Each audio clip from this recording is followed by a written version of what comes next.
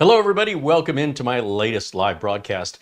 It's sort of a off-the-cuff broadcast here on a Saturday. Yeah, sometimes we do these just as time permits. This one isn't going to be mind-blowing, but hopefully informational and maybe a little entertaining along the way. Today it's Saturday. It's the 13th of April, 2024. My name is CareyHolzman still.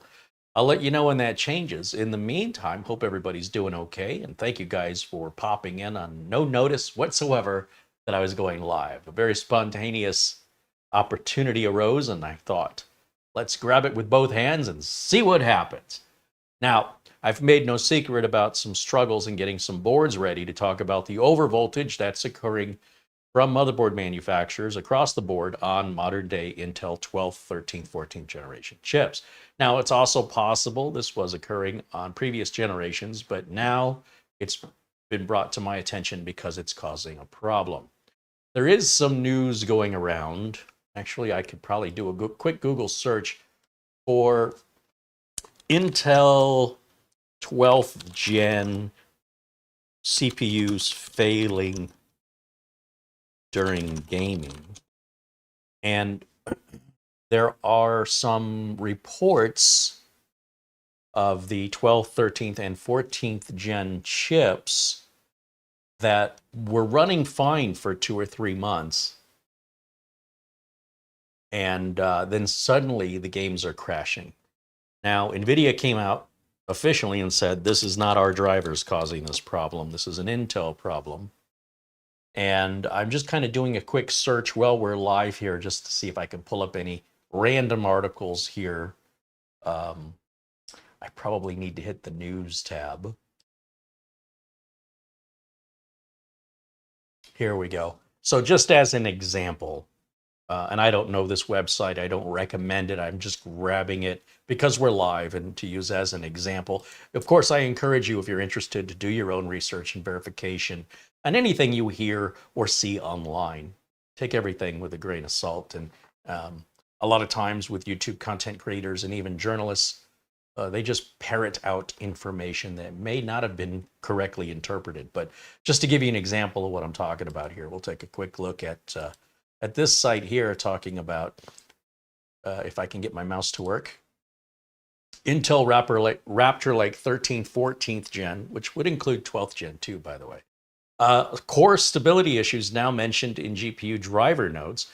NVIDIA is aware of Intel problems and recommends, if you're having game crashing that's starting to happen, it's not because of a driver update, it's NVIDIA saying talk to your CPU maker. I like how they don't name Intel. Just talk to your CPU maker in case of stability issues. Now, I don't know what Intel is going to conclude from this, but I can assume, and I'm going to make a prediction that, well, quite frankly, I will be more than happy to be wrong about. But here's what I think is happening.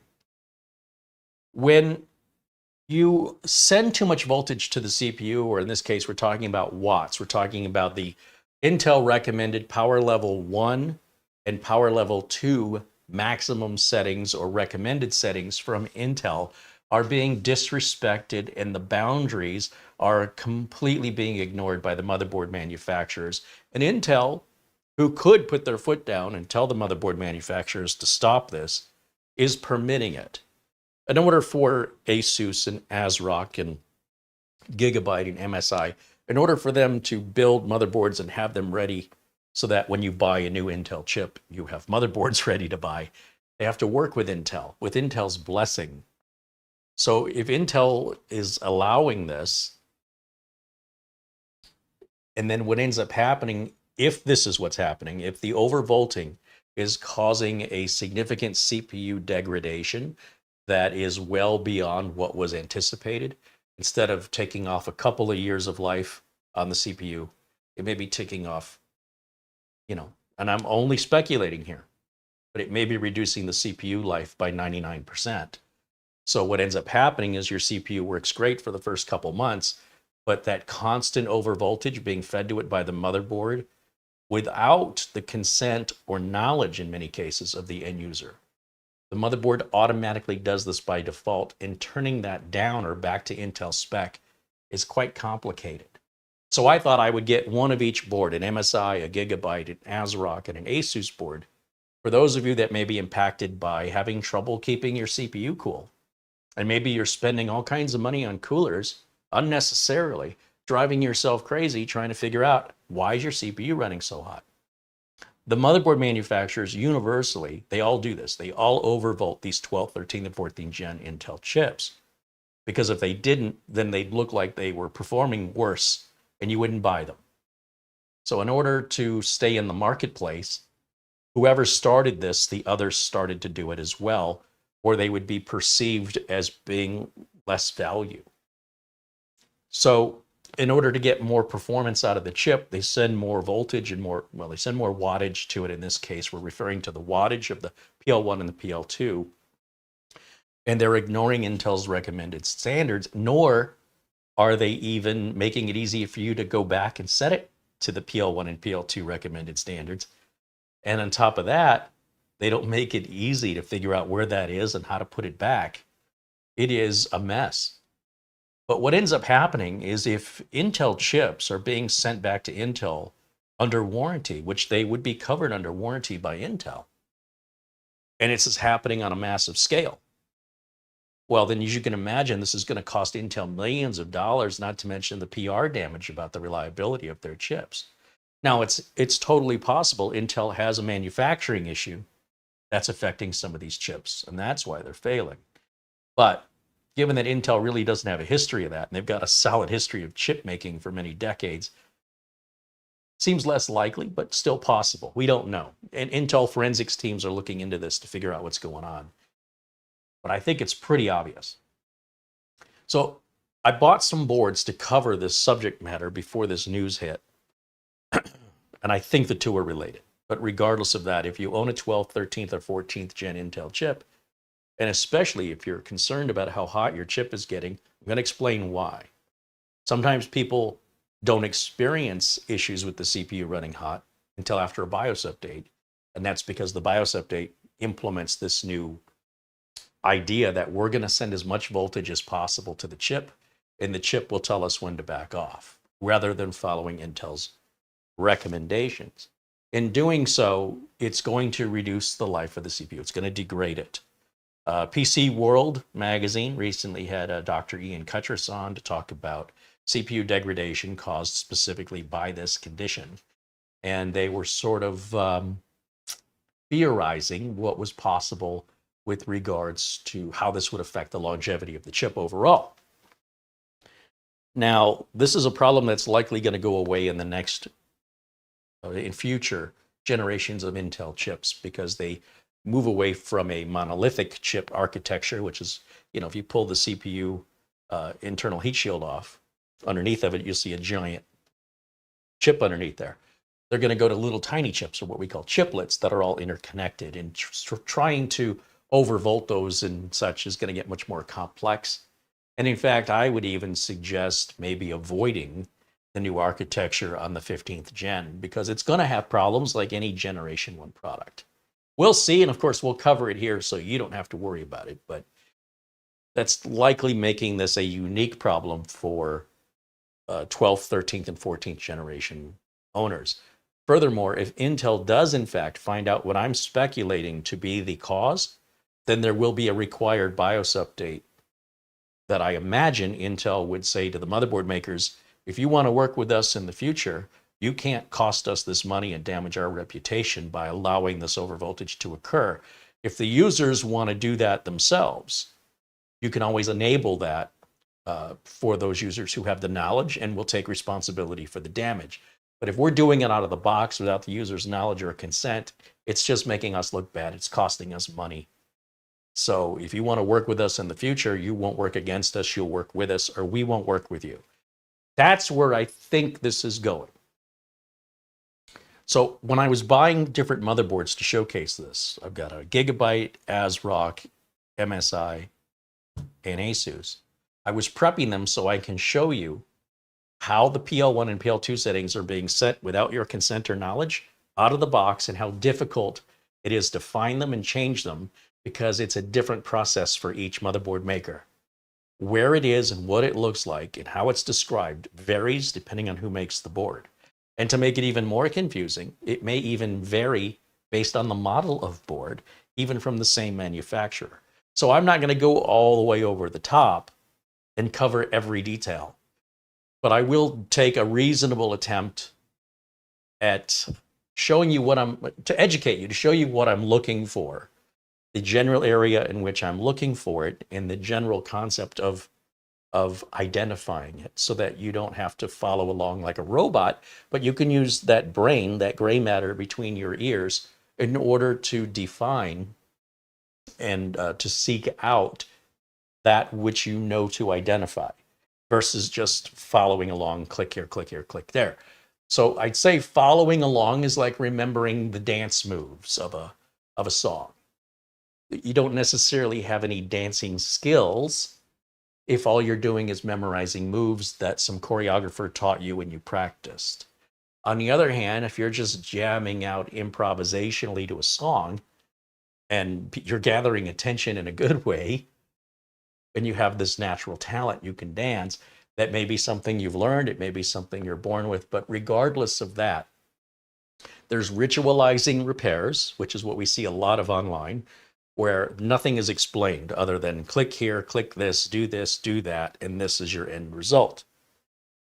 And people do it and they get the end result, and they don't really know if any of those steps were extraneous or unnecessary.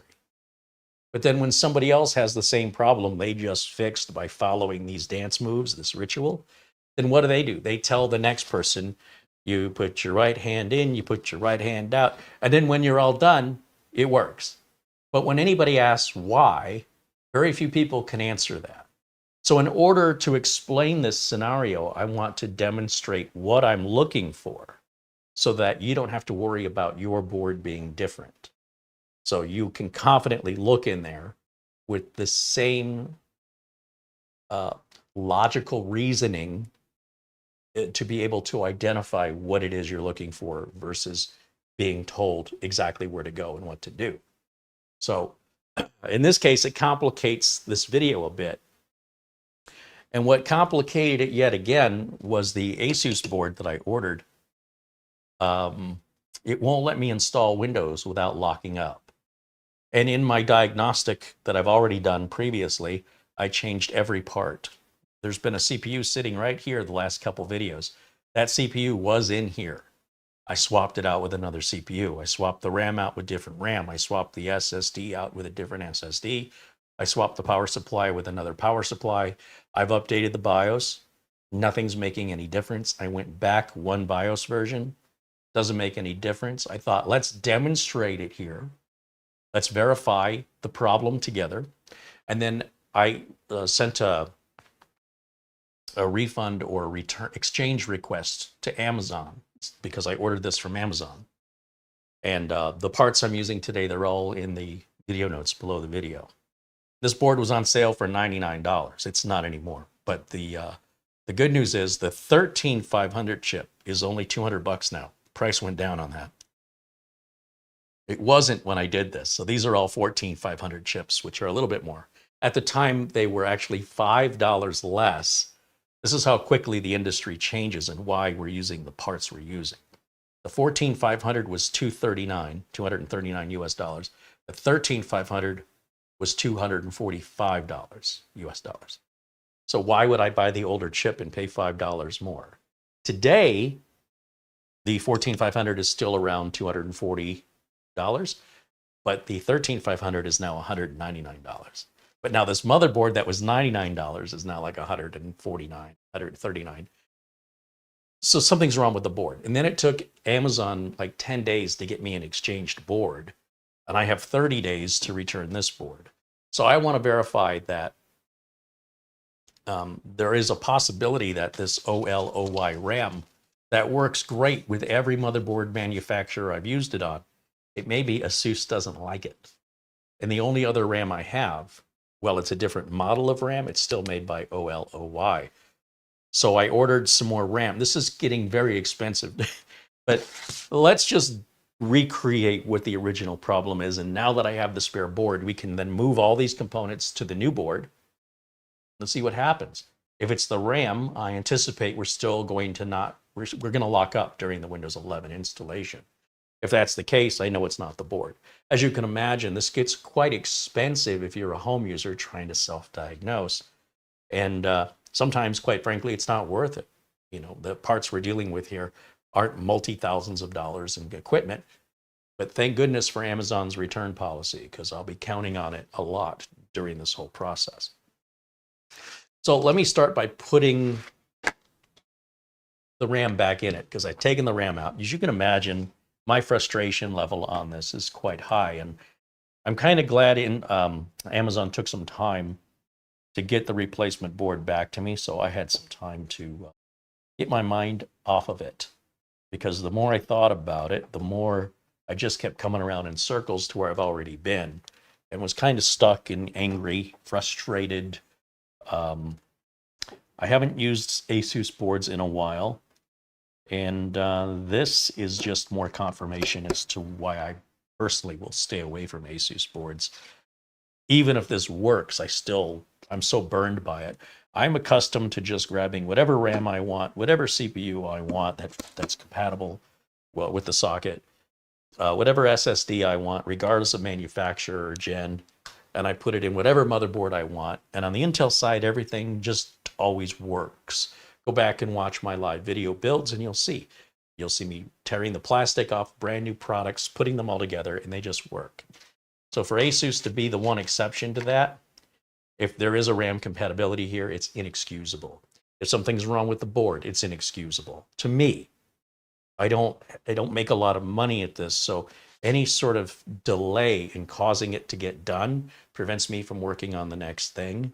And because I don't make a lot of money on it, that means I can't make much money on the next thing until I wrap this one up.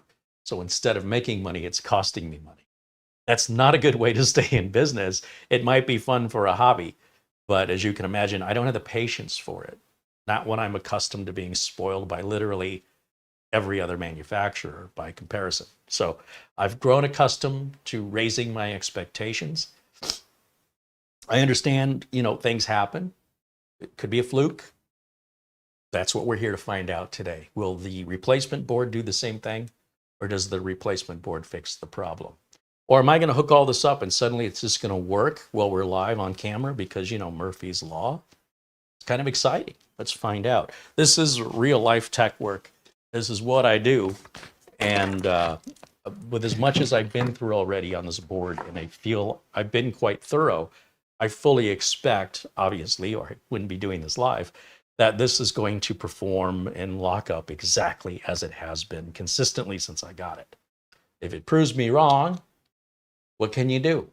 But I don't suspect it will. With these videos being live and unscripted, everything is very improvisational of the moment, and nothing is rehearsed. We really don't know what's going to happen other than me describing to you what brought us here today. Now, I can't do the video about the CPU wattage issue until I have a working ASUS board. Otherwise, why even start the video? But I can't do that until I have a working ASUS board. And in the meantime, Intel's, working on this issue that they've been made aware of that may or may not be exactly what this video is needed for. I don't know yet. So we'll see who gets there first. I see our friends Oystein's in the chat room. We'll shout out hello to Buster and Frankie B as well for being such generous contributors here. They sent some contributions on yesterday's stream, and I missed them, unfortunately. So I want to say thank you. A little late, but thank you, of course, to these individuals for their extreme generosity that helps keep us going over here. Obviously, ASUS isn't paying us any money to make this video. That's harsh to them, nor have they ever. So it's not like they'd start today. Let me step around. Let's get this plugged in over here. So we've got the power supply off. We've got an HDMI cable to plug in somewhere right here. I don't need a network cable yet because we need to get Windows installed first. I will need a keyboard and a mouse, and as you can see, I've left out my little portable keyboard and mouse and my little power switch. Isn't it cute, my little power switch? Lesser techs would use a screwdriver or metal implement to short out 2 pins. Philistine. It's like using a salad fork to eat your meat. Are we not refined and civilized? All right, I'm just teasing. All right, let's put this on. I think it goes right there. I think that's our pins. And then keyboard and mouse. Okay. We'll just plug that into any USB port back here. That'll be good. Okay, finally, what else do I need? I need something.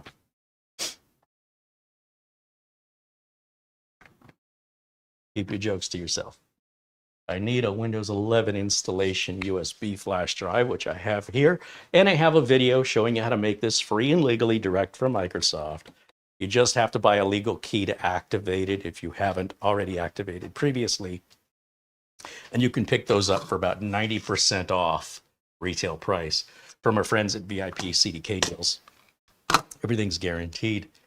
We've been using and promoting them now for going on 2 years. And I hope we can continue for the next 10 years, because I don't want you guys to feel like you have to hoard keys. Wait until you need a product key and then go purchase it. And that way, if you have any issues, you reach out to their customer service, they'll take care of you. If you wait more than 30 days before you ever use the key and you have a problem, this is something similar and akin to what hackers do or people trying to swindle. And we're living in a world now where everybody sort of defaults to, you're trying to rip me off. The buyer thinks the seller's trying to rip them off. The seller thinks the buyer's trying to rip them off. So if we follow the standard practices, then you're not being suspected of doing something fishy. The seller is going to stand behind their product and guarantee it. And if you run into any issues outside of that, you contact me directly, because I've got your back. And I'm happy and proud to say, I think since we started this nearly 2 years ago, there were 3 or 4 issues, and most of them were end user fault, where they picked the wrong product. It's a very difficult thing to try to return a product key, to be able to prove you didn't activate it, and now you're trying to, you see what I mean? Everybody thinks the other person's trying to get them, when all they did was make a mistake. And we got them resolved. All right. But do be careful when you order your product keys, because it's not pleasant to go through that and convince them that you're not swindling. But at the same time, they do have excellent customer service, and the keys are guaranteed to work. And I stand behind it. I don't know any other YouTuber that stands behind the companies they promote the way I do. But I wouldn't promote them if I didn't use them myself. And I wasn't willing to put my own money down to make sure that you have peace of mind, that it's not about your problems. You know, oh, that's your problem. I don't do that. All right, so hello to all my friends in blue. I see Mortaunt in there, 55. Staying Due, Essential Working Too Hard. Ralph Kirby and Glenn's Music all joining us in there. Welcome in, guys. Good to see you, my friends. I need a power cord. Did I not plug a power cord in? Oh, you caught me. You caught me. Maybe that's been the whole problem this whole time. No, I'm pretty sure I wouldn't have even started the install of Windows 11 without the power cord. It couldn't be that easy. Oystein wants to know if it's wireless power. Yes. Yes, it is.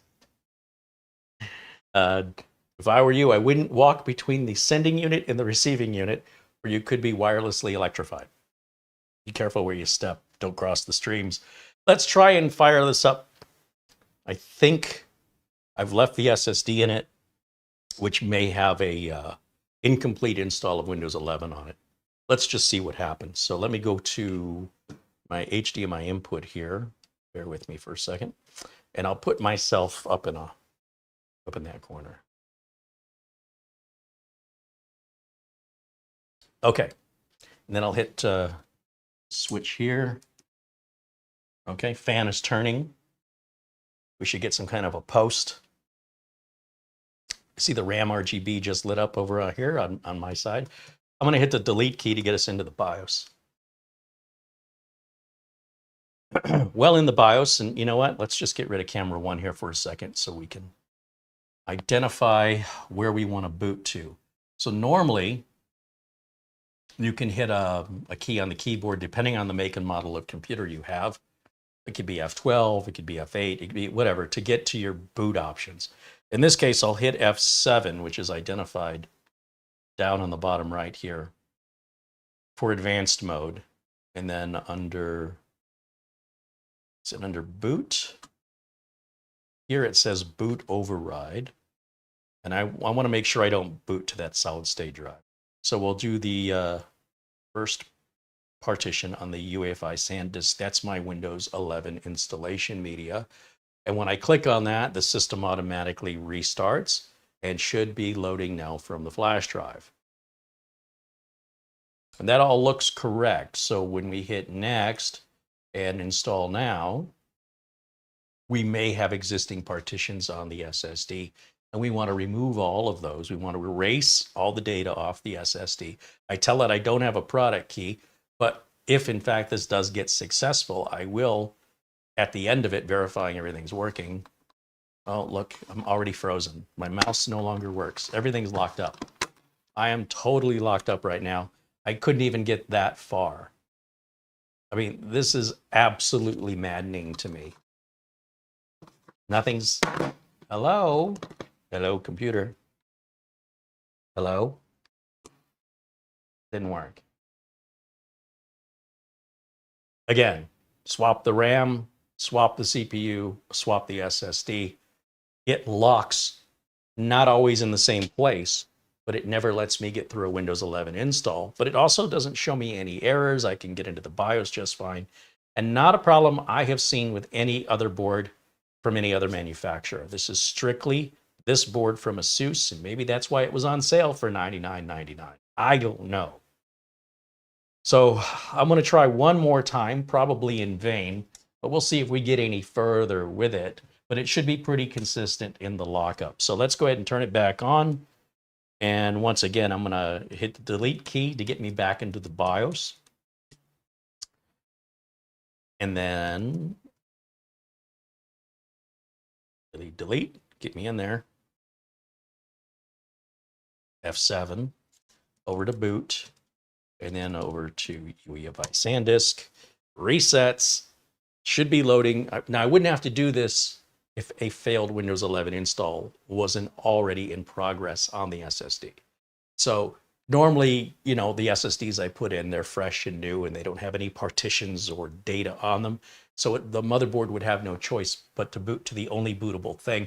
It already looks like we've locked up, like nothing's even happened. It's consistently inconsistent. It always does this differently.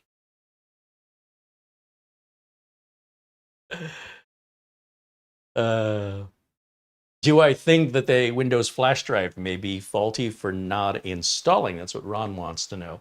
Well, if I hadn't been using this USB flash drive for the last 395 installs over the last couple of years, not to mention updating the flash drive regularly when a Windows 11 new ISO image comes out, I might be on board with you, but this flash drive has a known good history. It's got a, now it's possible, but it would be unprecedented in that I've never had a flash drive that was working not work. In other words, the flash drive is booting and it's trying to install Windows 11. And I have since used the flash drive on other builds. Remember, this isn't something that happened an hour ago. This happened 10 days ago, 2 weeks ago. And I have since done other work on other systems, and I have used that flash drive since then. So I'm going to have to say, with that additional information I provided you, that there's no way it could be the flash drive unless it's an incompatibility with the flash drive. But if we use our imagination, we could go on endlessly with, could it be the USB port itself? Could we try a different USB port? Could it be the keyboard and the mouse? Could it be, you know, could it? As a technician, though, part of my job is to get to the solution as quickly as possible. The longer it takes me, the less I make. And the longer the next customer has to wait. If the customer waits too long, they're going to take their business somewhere else, and then I'm going to lose even more money. So if you notice, everything in my world is done very impatiently. I have to keep moving. I don't have any other employees that can pick up where I left off. I guarantee you, Wherever I left it off is where it stays until I get to it again. And if that belongs to a customer, that customer isn't paying me until that job is done.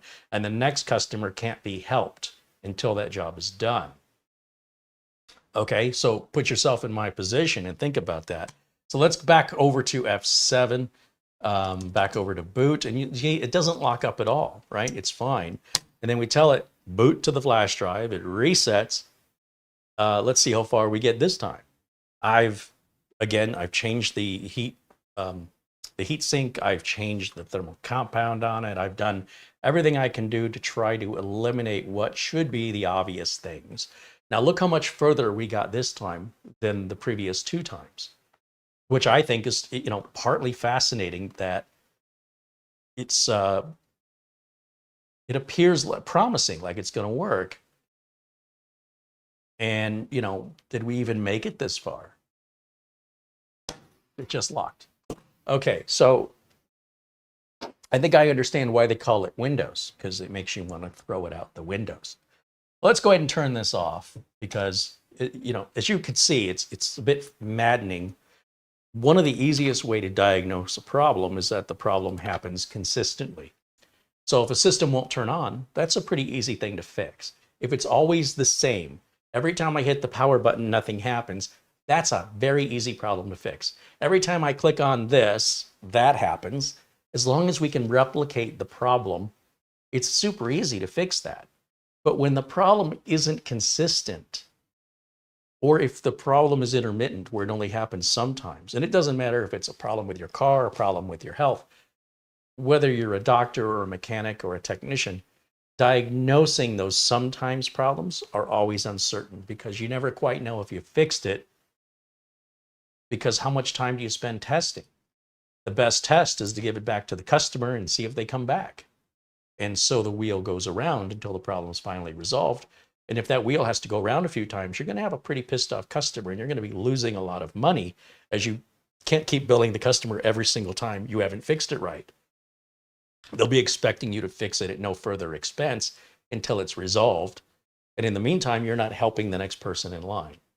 Again, being self-employed, this can put a lot of stress and pressure on you because the rent is still due at the end of the month, right? So with that being said, over here, let me go grab this. I have a different, or rather a replacement exchange on a Prime B760-PLUS. These were not returned. These are brand new boards. And I have until the 25th to return this to Amazon, or they're going to bill me for it. And what's great is Amazon doesn't charge me anything to return it. If I miss that return window, then I have to create a return merchandise authorization, or RMA, with the manufacturer. They have to authorize it, give me an RMA number, and I have to box it up and pay to have it shipped back to the manufacturer, who will then turn around and send me a new one. Nobody fixes these. These days, everything just gets replaced. If you buy a brand new car and then your brand new $80,000 car, your transmission goes out, nobody at the dealership is fixing that transmission. They'll just be dropping the old transmission, putting in a new one, getting you out of there as quickly as possible, and sending the old one back to the manufacturer. Now, they may sell it off to a third-party refurbisher, or they themselves may refurbish it, but it can no longer be sold as new regardless. So a lot of times, that's just how things are done these days. It's redefining how we repair as a scale of economy, where labor costs more than parts do, and customers don't want to wait, and repairs sometimes aren't done correctly. So if you simply swap the part out, you don't have to worry about the repair being incomplete. Customer doesn't wait as long. You can get more customers through the door, get them processed, get them back out. And then your technicians are mostly just part swappers now. You have to diagnose beyond knowing which parts to swap.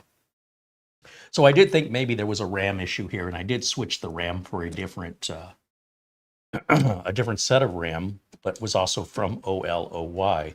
So it's still possible, even though the latest ASUS BIOS update says it expands RAM compatibility.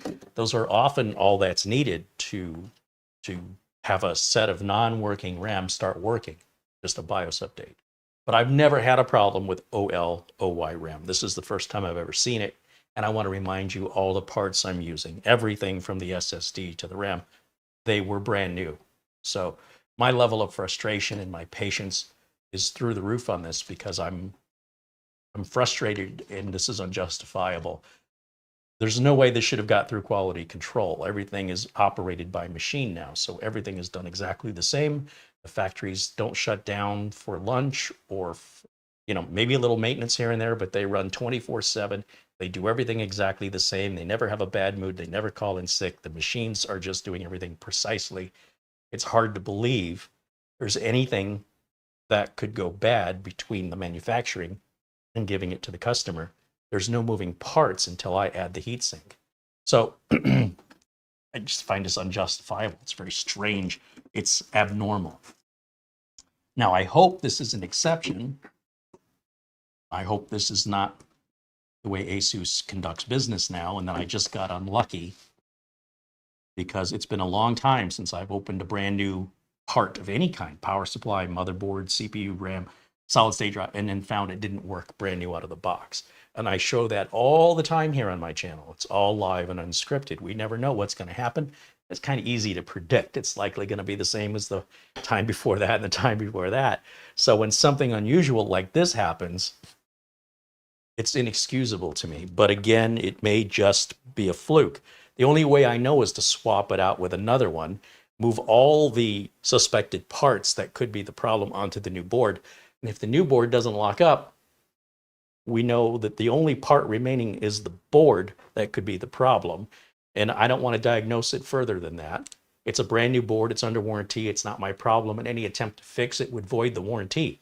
So there's no incentive from the owner of the board to do that added work, which would ultimately cost them the loss of any future warranty. So let the manufacturer do it. Save yourself the trouble and save yourself the grief.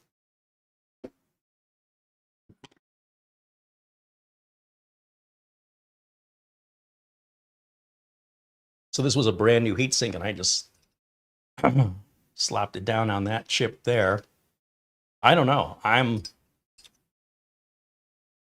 We're not pushing the board hard enough for the heatsink to even be an issue anyway. So the install of Windows is not exactly a resource-intensive task.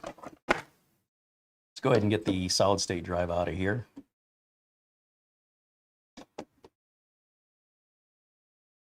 Now, just because I'm a nice, considerate guy,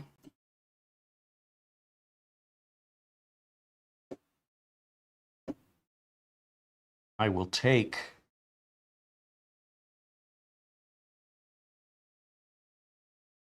and move the entire SSD because the heat shield we've got on here, it has a thermal tape that the SSD is kind of stuck to. And since it's not a serialized part, rather than pull the tape off of this one, I'll just move it. Keep life easy. We know that this decorative heat shield is not the cause of our problem. It's not a serialized part that would kick back the return as not being the same as what they sent us.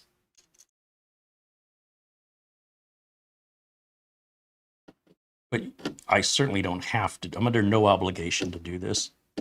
I just figure it's easier for me and it's easier for them. Even though making it easier for them is not really in my best interest. They're not going to acknowledge that. All right, they won't know any better. But as far as they know, I didn't even use it. Now, let me put this in here.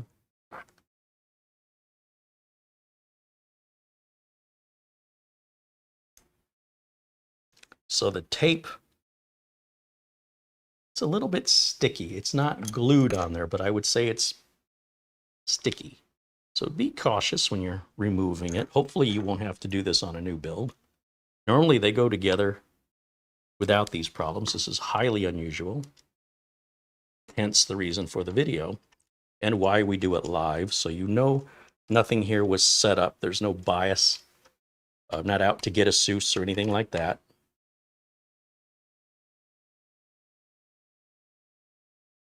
With the world becoming where it's getting harder and harder to tell what's fake from what's real, I figure as long as I can do this live, you know as well as I do that, especially given my history here, that what you're seeing is actually happening in real time.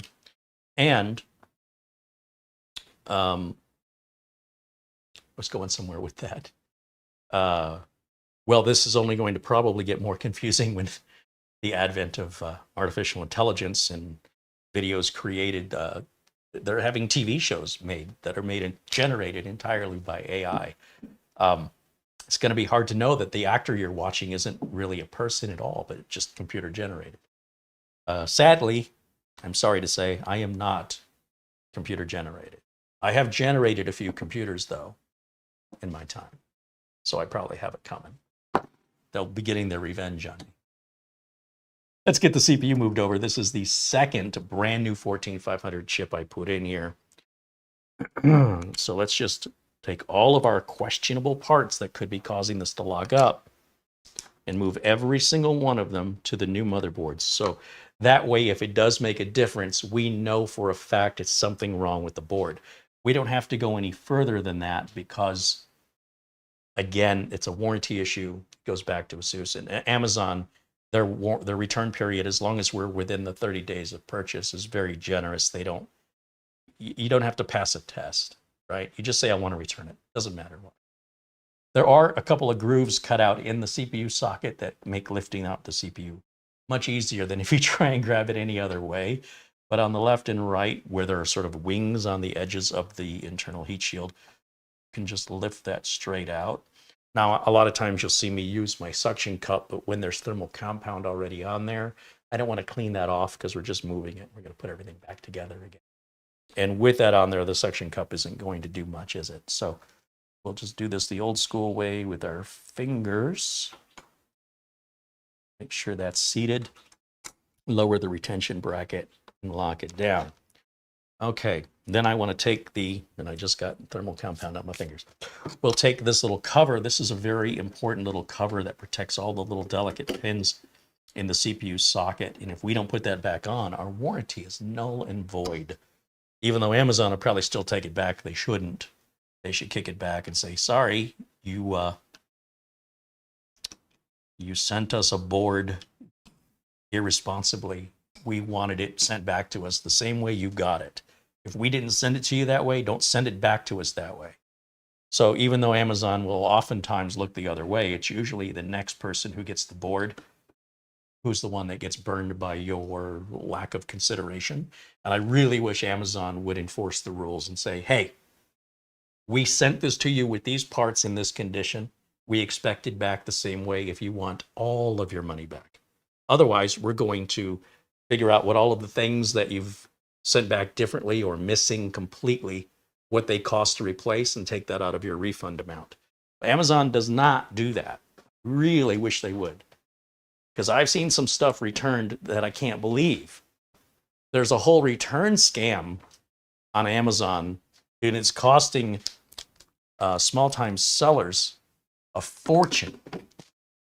So there is some pressure on Amazon to do something about it. But Amazon doesn't really care if it's costing the small sellers. And Amazon's messing with investor money. So Amazon wants to make sure the customer is taken care of, even when the customer is exploiting them at their expense. They still tolerate that quite a bit. There's whole news stories on this if you're interested in learning more about this scam. And it's happening right now in record numbers. The return fraud is insane. All right, heatsink back on.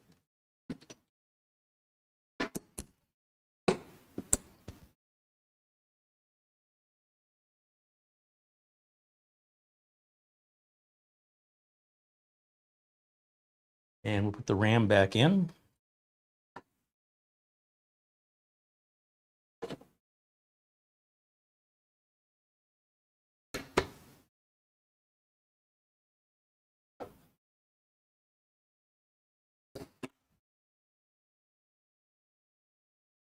and the power switch. And then finally, the HDMI cable, keyboard, power cable. So as you can see, most repairs, most diagnostic and repairs on computers should roughly take about 10, 15 minutes to figure out. Once you've stripped away everything you don't need, like the networking, or printers, or USB drives, when you strip it down to just RAM, storage, CPU, cooler, power, nothing else, you can just diagnose which of those 5 things is the bad thing. Shouldn't take very long as you have spare parts. Right, so we have power supply is 1 thing, CPU is 2, RAM is 3, SSD or storage is 4. So I only mess with 1 storage device at a time. Disconnect all the others. The motherboard is 5. You just have to check 5 things. It shouldn't take more than 15 or 20 minutes, even if all you're doing is swapping it out with something else that you know is good.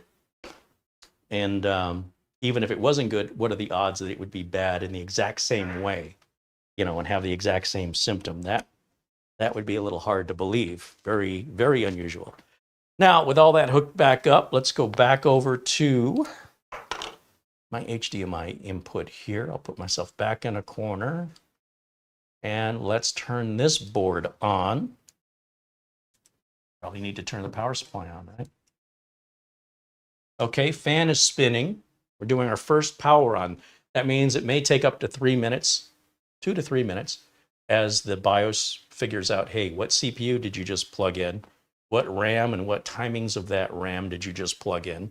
And we call that training. So the BIOS is training the CPU and the RAM. It identifies what it is. It plugs those settings into itself and restarts with those settings. So you'll see the fan is stopping, and without me touching it, it comes back on again.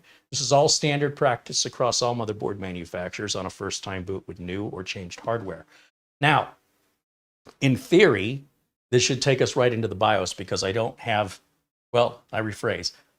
Let me rephrase, because I still have the SSD in there, which has an incomplete install of Windows 11.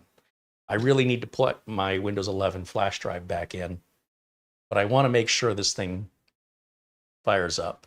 It does say a new CPU is installed. Press F1 to continue. That's fine. Okay.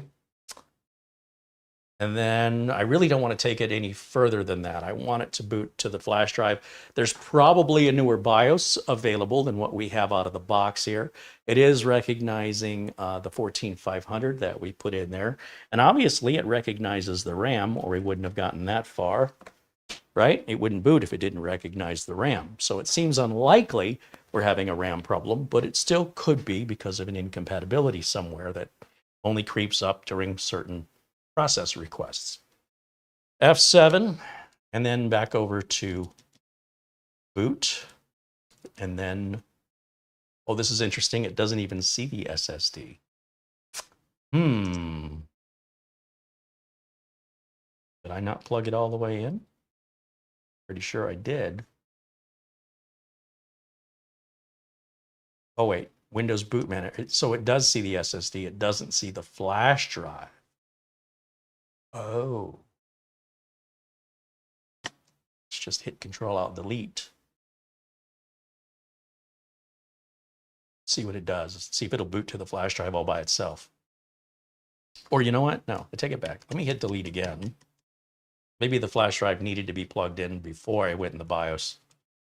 So let's go back in the BIOS here in just a second.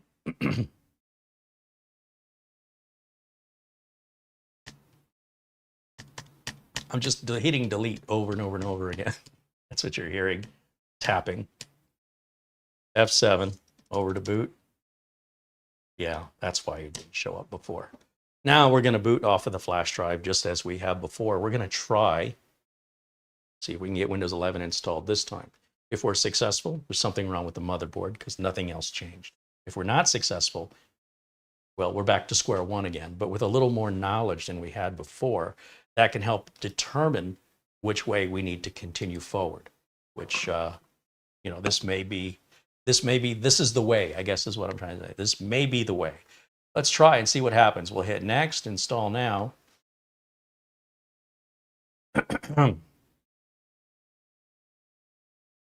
I don't have a product key is what I choose at this point because I don't want to waste product keys reinstalling and reinstalling and reinstalling, potentially requiring another product key because it looks like piracy after a while. So wait until your install is done and everything's working. You should have no hurry to activate your product. It's fully functional.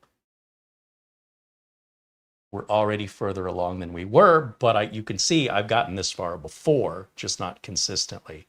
We're going to delete all of these partitions on that SSD. These are our failed Windows 11 installs from before. That last one. Okay, so that's what a brand new SSD would look like, this unallocated space. That's fine. Next. And this is a different SSD than what I started with, but that's okay. It's good enough for our testing. I don't need to put the high performance or more expensive or larger capacity model in because it has nothing to do with getting us the solution to the problem. So that right now is irrelevant. We'll go ahead and see if this installs completely. And you've seen live here on video, live, unscripted, unrehearsed, that I have moved the parts off of one motherboard onto another. I'm not David Blaine. There's no sleight of hand. There's no edits here.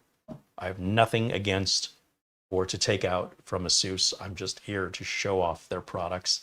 And if the products I purchase, thanks to the generosity of many of our members and our community, if those products are being showcased as not working, I don't owe anything to the manufacturer to protect their reputation or to protect mine for that matter. If I screw up and I do something stupid, that's a reflection on me. If they screw up and I have a bad product, that's a reflection on them or in the packaging or the shipping or the distribution. I don't know where the problem is. But so far, I can tell you, we've gotten further, obviously, than we've ever gotten before. And I suspect I was right the whole time. There's something wrong with that original board I bought. Thankfully, those 30-day returns from Amazon means I don't have to pay to ship it back. When you're buying a board for $100, it makes less and less sense to spend more money on it if that's what you have to do to get your money back. And it's going to cost me $20 to $25 to mail back. That's 25% of what I paid for the board. And if the board they send me doesn't work or there's another problem with it, it's another $25 to send it back. As you can imagine, at some point, you'll end up spending more in your time and your money than what you initially spent, at which point it's cheaper to just throw it in the trash can or the recycle bin. So that's why the Amazon return window, that 30-day return window, is so important to me. I know I can send that back. It doesn't cost me a penny.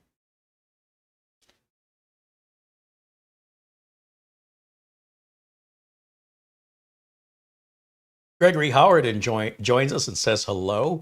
There's Captain Blinsky and Construction Arnold Albert. Ron Barnish and Ben Laird. There's my friend Ron Hillier joining us. Bill Sony T. John Williams. Everybody says hello. Welcome in, everybody. And yeah, I would really like to do my CPU video on seeing what the wattage is being set and how to recognize it, where to look for it, and how to change it. But I can't do that until I have one of each board. So everybody was like good soldiers. The ASRock board installed fine. MSI board installed fine. The Gigabyte board installed fine. Only the ASUS board. That's the one that's holding up the entire project. So take that for whatever it's worth. The ASUS board was probably the cheapest one, weirdly, although it isn't anymore. So again, I'm going to tell it I don't have internet at this point, continue with limited setup. And we'll just put a username of user. I'm very confident this problem is resolved. The only difference would be if anything would change with the latest BIOS installed. So that's possible and easy enough to verify. So we're on BIOS, I think 1101. We can go to the ASUS website.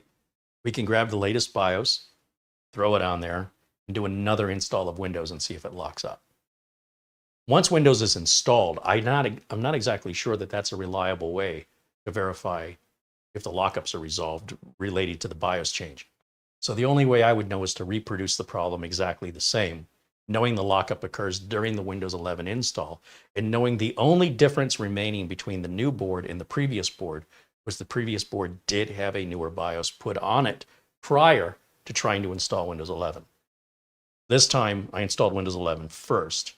So it's possible a BIOS update creates this problem, even though I did go back one more version just to make sure we didn't get a bad BIOS flash or a corrupted image, which of course really isn't possible because the BIOS itself does a hash check of the validity of the file before it even allows you to accept it. So still, being the skeptic that I am, I want to run through every possible scenario. That's reasonable. I think that's the part where me and the audience sometimes go two different ways. The audience will go off on a tangent that's highly improbable, possible, but improbable, and I won't even entertain it. I'm like, nope, not even. Because even if that were true, it's not worth the amount of time it will take for somebody self-employed with just myself as the one employee to do the work. I just don't have the luxury of going down these rabbit holes for something so insignificant when there's a pile of work right behind this waiting impatiently for me to get to. For example, you might want to watch the video where I showcase the wattage things, but I can't get to that until this is done. And this won't be done until I verify for a fact I've resolved it. So, you know, even you can understand as being a part of this, how that impacts the content you're watching. You might be anxious to get to that next video. I know I am, but now you understand why it's being delayed and there's nothing I can, this is what I have to do. It's not nothing, there's nothing else I can do. I have no choice but to deal with this or drop that video project or change the parameters where I say, here's how you check it for every board manufacturer except ASUS. And then how are ASUS owners going to feel about that? Why are you alienating me, bro? What'd I do to you? You know, what's your problem? It's not my problem. I'm just trying to get things done and they're holding me up, right? So either way you look at it, somebody's affected. So here we are doing what we do. Now, with this shut down, let me go back over here to camera one. And let's go over to the ASUS website. So we'll just go to Google here and we'll type in ASUS Prime B760-PLUS BIOS. And the first link, the Google search will show us, takes us directly to the support page for ASUS. So I can share that with you here. And then under driver and utility here, it says BIOS and firmware. You've got drivers and tools on this side, BIOS and firmware on that side. The latest BIOS is 1646. That's much, much bigger of a number. What do we have? 1101. And if we hit show all, we should probably find 1101 in here. It's one way to tell, oh, 1011 might be what it was. But it's one way to verify you're on the right board. Some boards, they have one little letter designation different in the model name, and you'll download the BIOS for the wrong board, and the board won't accept it. You'll be like, well, something's wrong with it. No, something's wrong with you. You weren't paying attention. So be aware some motherboard manufacturers do that. So I'll go back just to verify. I haven't made that mistake. I've done it several times where you might have a Prime B760-PLUS AX, and that one has Wi-Fi. And it's just that AX designation that requires a different BIOS. And you download the BIOS you think is the right BIOS only to find out it won't accept it. And then you think, well, maybe the BIOS I downloaded is corrupt. No, you downloaded the wrong one. You're on the wrong board. So just look for your previous BIOS version. Whatever version you've got right now, it should be in the list if you're on the right board, somewhere in the history. If it isn't, you should be concerned. All right, now we're going to go ahead and download the 1646 BIOS. And once we have that, we can extract it onto a flash drive over here on the streamer. So let me go back to camera one right here. And then let's grab, I've been using these really inexpensive SAM data drives, and they've been really, really good at any BIOS flashing, BIOS flashback, BIOS update, or firmware update on a TV or a computer monitor. Sometimes the cheap flash drives, they're not recognized by some hardware. But these from SAM data which were very inexpensive and have the LED to see that they're doing something, have been 100% solid. So you don't have to use a name brand flash drive.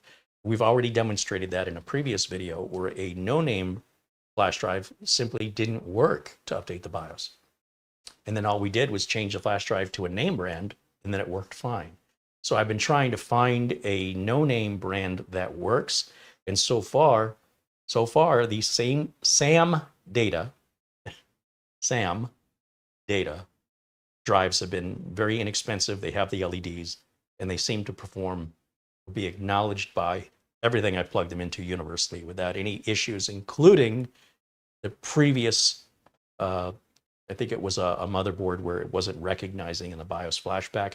These did work for that. I tested it, specifically what I was buying them for. So I've been using these almost universally now for any sort of BIOS or firmware update, just as I would normally use a name brand, just because I really want to test it. Because I know sometimes the name brand stuff is out of the price league for some of you, and these are very, very affordable flash drives. Let me go to my downloads folder, and we'll grab that BIOS update and extract it and copy it over to this flash drive. This will just take a few seconds as I do that now.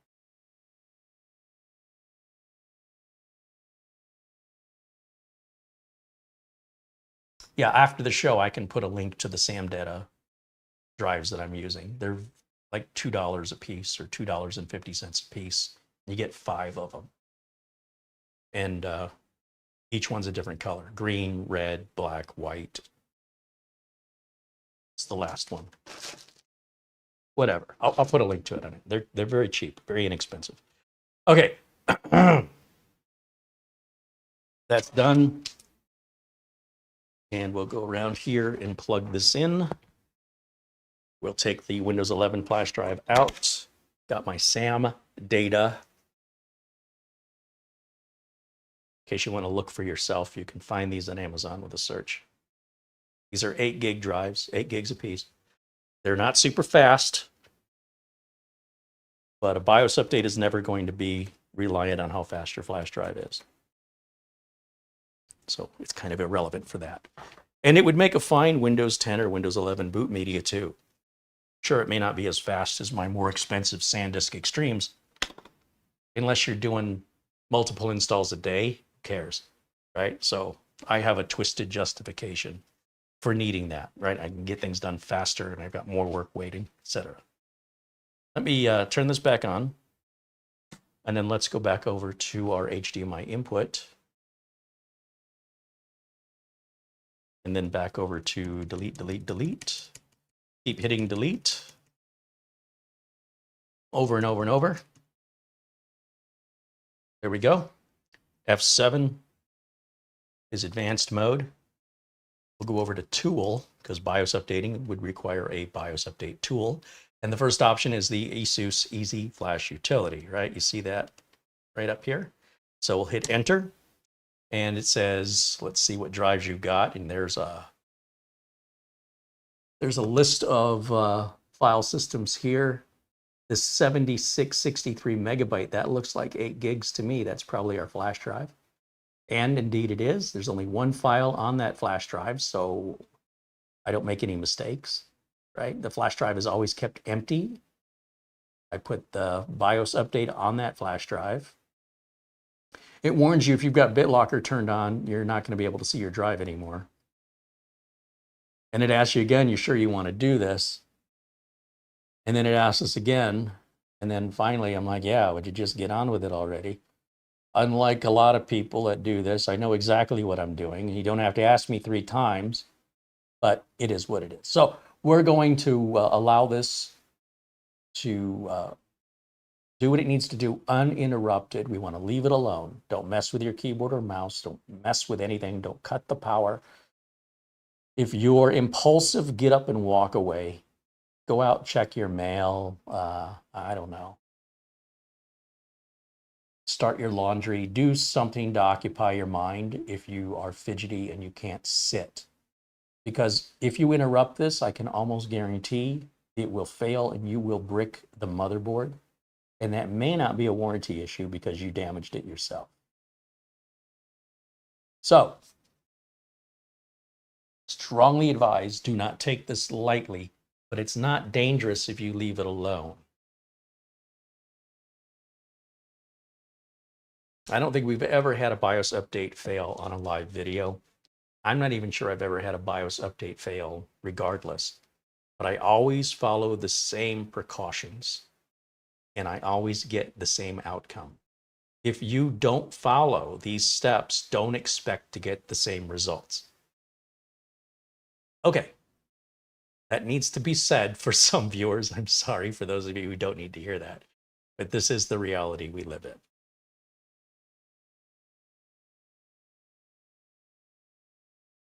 Alex Kaufman says hello. There's David Ice, of course.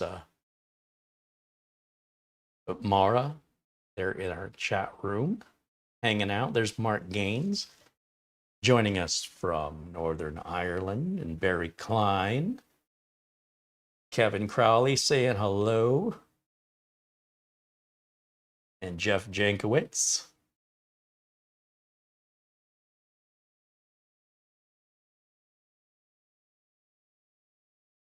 All right, we're getting there. This is about a 3 to 6 minute process, depending on the size of the BIOS. All of that's normal. Doesn't take very long unless you mess with it while it's working. That's the irony of it. Your impatience will make you wait longer, as the expression haste makes waste is quite applicable in much of life, quite frankly, but definitely when updating a BIOS.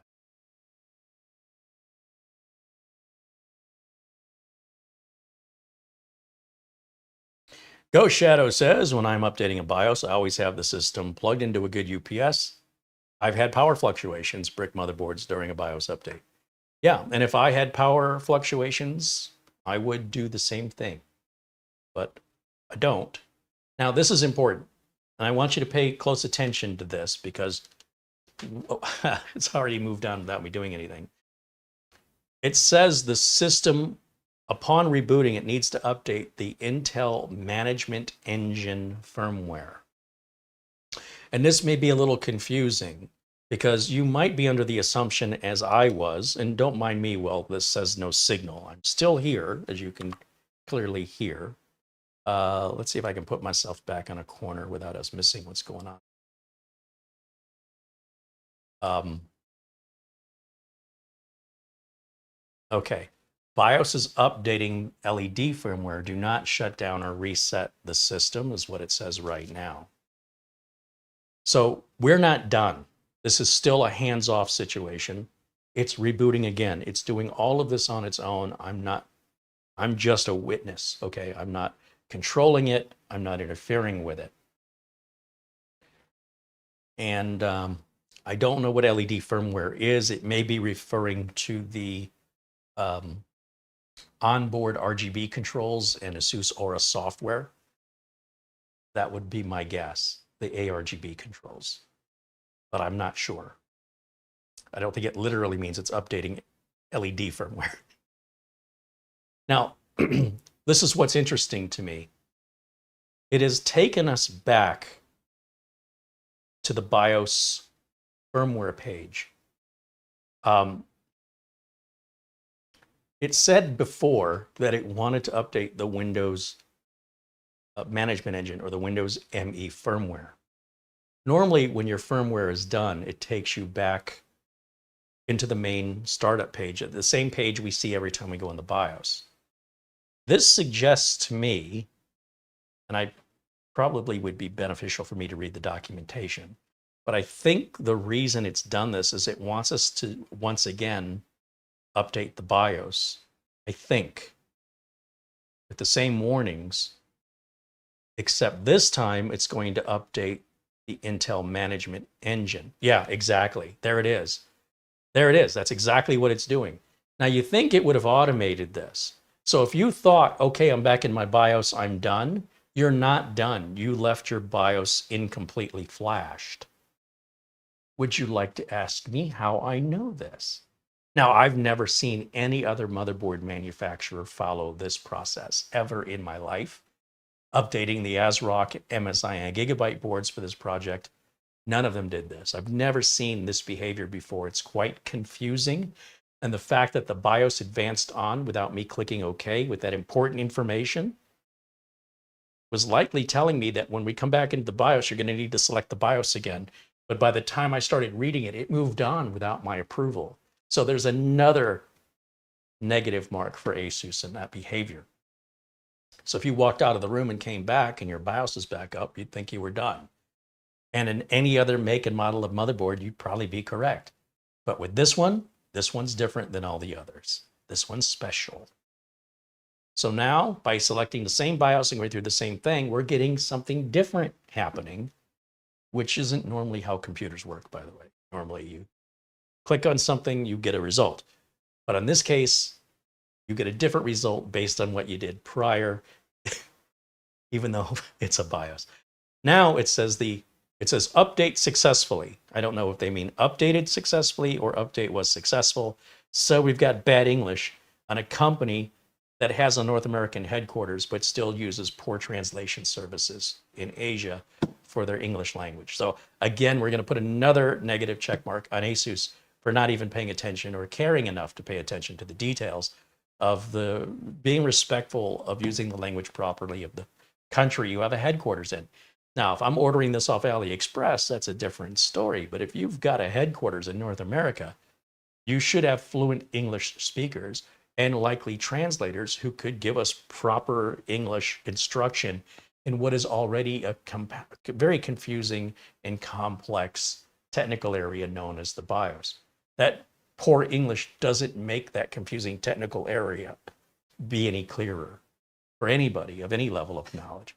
So now, once again, it's like we've turned the system on for the first time, and it's, oh, there's a new BIOS, new chip has been detected. Okay, now, let me go back to camera 1. And we should verify here that we've got whatever that BIOS version was. 1.6 something. Should tell us, yeah, 646. Right up here. And we're done with this flash drive. We can erase this. We can erase the downloaded flash drive. Once you've done this, you'll never need it again unless you have a fleet that you're working on. We're done with it. It'll get erased. It'll go back in the drawer. And that way, the next time I need to do a BIOS update, I won't be confused over what file to pick. There'll always only be one file on it. Then I don't make any mistakes. All right? These are the tricks of the trade. One thing at a time. Now that we've done all this, now can we reinstall Windows 11 or will we experience the lockup? In other words, did that ME firmware update do something that made one of the parts incompatible, like maybe the RAM? I don't know what else it could be. Or in fact, did I have a bad board? Once again, we don't know. So I'm going to go ahead and shut this off. I'm going to grab my flash drive. Once again, my Windows 11 installation media. We're going to plug it right back in the same USB port just for the sake of consistency. Turn this back on and then press delete a bunch of times. Get us back in the BIOS, back over to the boot area so I can boot override to that flash drive rather than to the internal storage. All of this just so I can make a video. That's going to be way more complex than this. Oh, I love my job. I love my job. Love my job. Keep telling that. Love my job. You love it. This is what I decided to do for a living because I love it so much. Yes, I do. You believe me yet? Because I'm having trouble. All right, F7. We're to boot. One more time, we're going to do a fresh, clean install of Windows 11. Want to make sure it still installs without the lockup and that the BIOS update, which was the only difference between these two boards, isn't in fact introducing that problem. This is the only way I can know and confidently move forward with certainty that we're fine now and we can move on.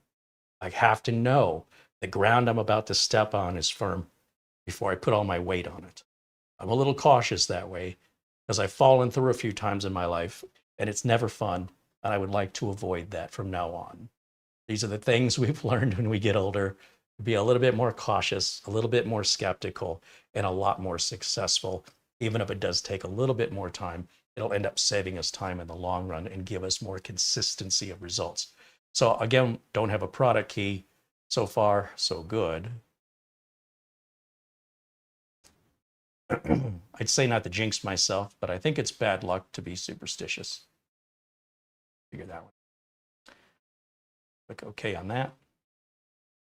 Delete. Delete.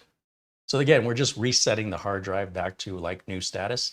So this is what it would look like when it was new out of the box. We've erased all the data, all the partitions, and then we hit next and just let it install. And it should be successful if we haven't broken it with a BIOS update.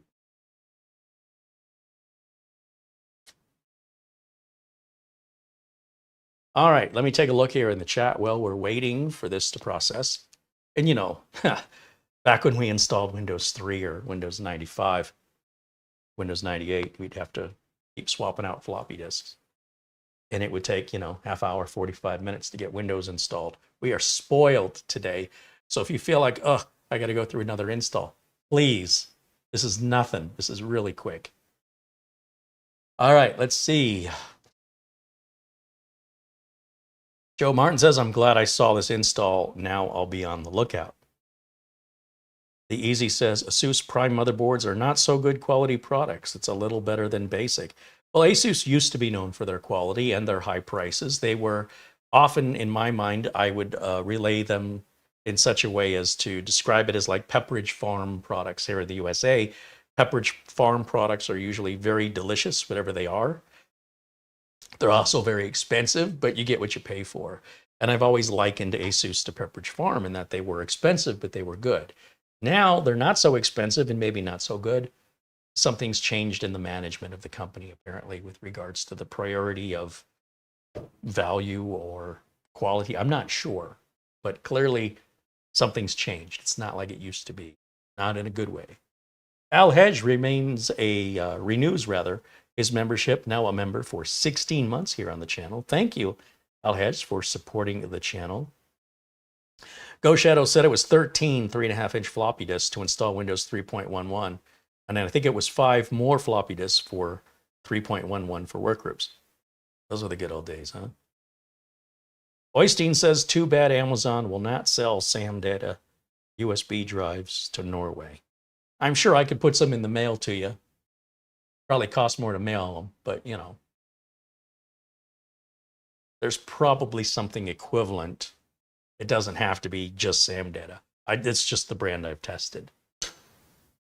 It's all a luck of the draw. I didn't seek them out.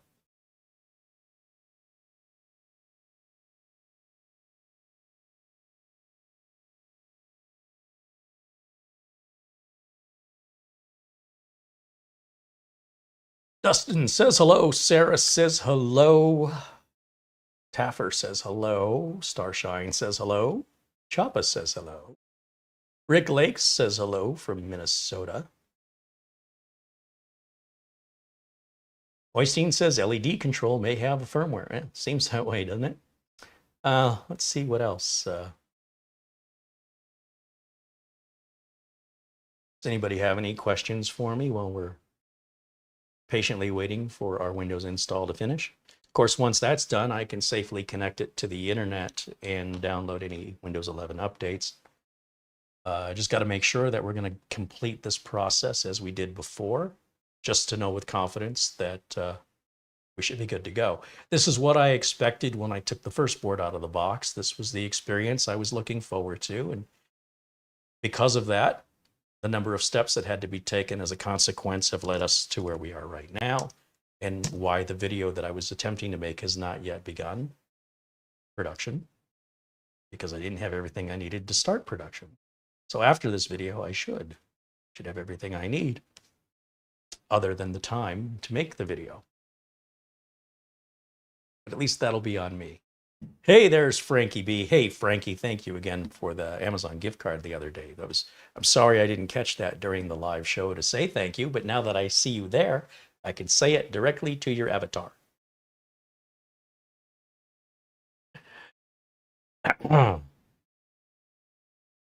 We'll have an avatar off.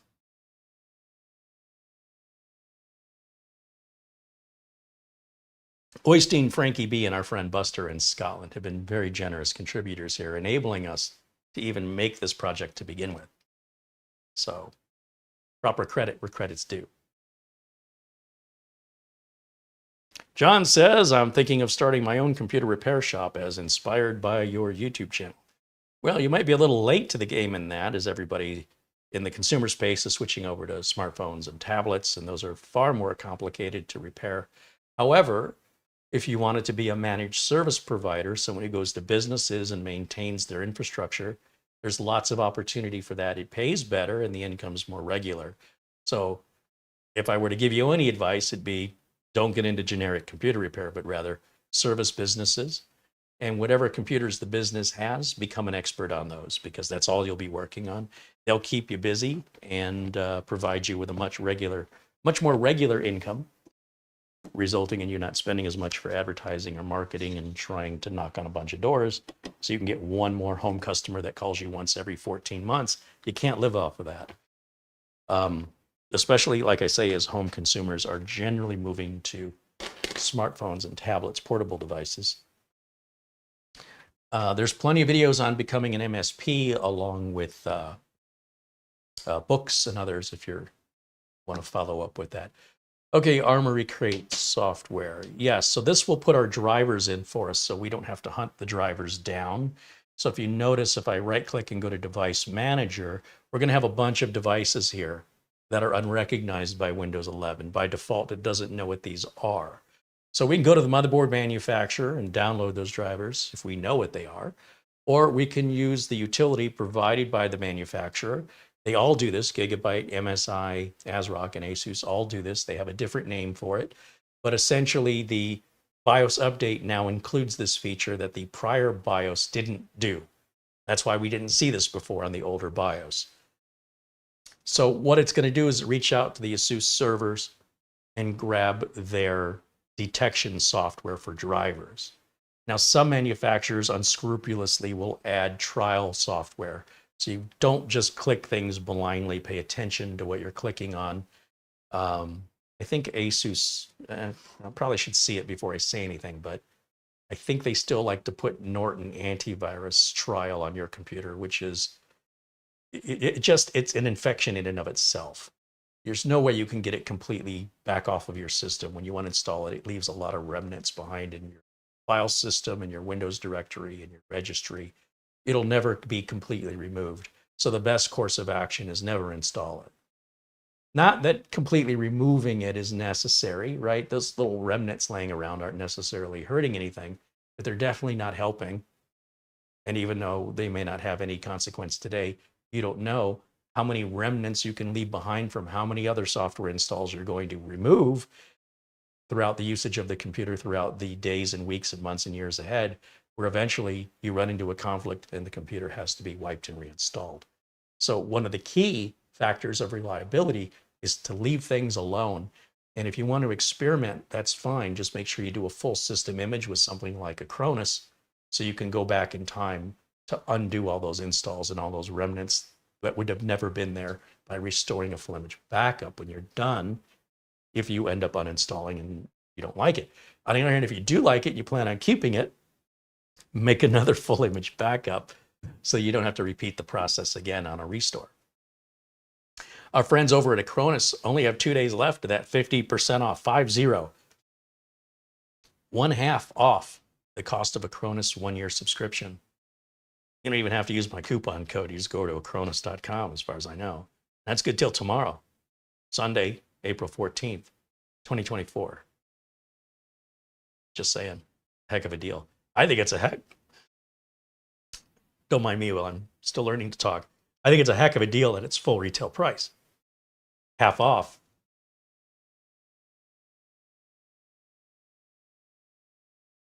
I don't know how you make it better than a heck of a deal. A he of a deal. A CK of a deal. It's half of heck. I don't know. It's a good deal.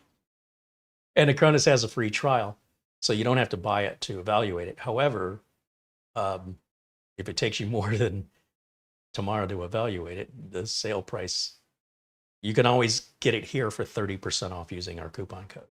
But their deal at 50% off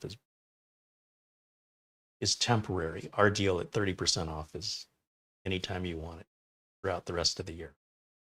Now, I don't want to pressure you to go and get it, just if you want to save money. Who wants that?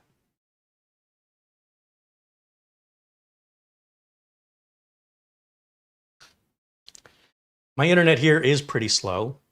This is not a very big download, so don't let that dissuade you from, if you see this, from installing it. Your internet is likely much, much faster than mine here. Choppa wants to know, is the overclocking being applied to laptops with a 12th gen Intel chip? As far as I can tell, and I don't know precisely the answer, but so far as I can tell, when the manufacturers are selling you something they've already built, it's already been tested and thoroughly for their warranty that it's not going to burn it out. But when manufacturers are selling you parts that you can put together, any chip with any board, with any RAM, with any SSD, that's usually where the problems occur. The boards are all going to overclock. Even when you buy a 14500, which is not an overclockable chip, it's being overwatted. It's being boosted through throwing more power at it. Even on a B760, which is not an unlocked motherboard, this is a Z. If it was a Z790 with a K or KS or KF processor, you'd say, well, of course, Carey, that's what they do. You wouldn't expect that to happen on a on a locked chip like the 14500. Has no K after it. I think we just went to sleep, did we? Yeah. Okay, so let me change those sleep settings so it doesn't do that again. Edit power plan, and we'll just change this to 3 hours. We want to deal with that for a while. Yeah, so you should be fine with any mini PCs or laptops, tablets. Like I say, those manufacturers who make those, they have to warranty them. They obviously don't want to sell you something that's going to burn up and then have to spend money to replace it, or they're going to go out of business and they're going to ruin their reputation. But when you're building something yourself and you're mixing and matching parts, this tends to be where the problems come from. Unfortunately, this problem was completely avoidable and is a direct result of reviewers. Motherboard manufacturers are doing whatever they can to manipulate the reviews so their product seems superior, and it's clearly been working, unfortunately. It's a pretty underhanded thing to do, and I sure as heck hope that Intel will put their foot down on this.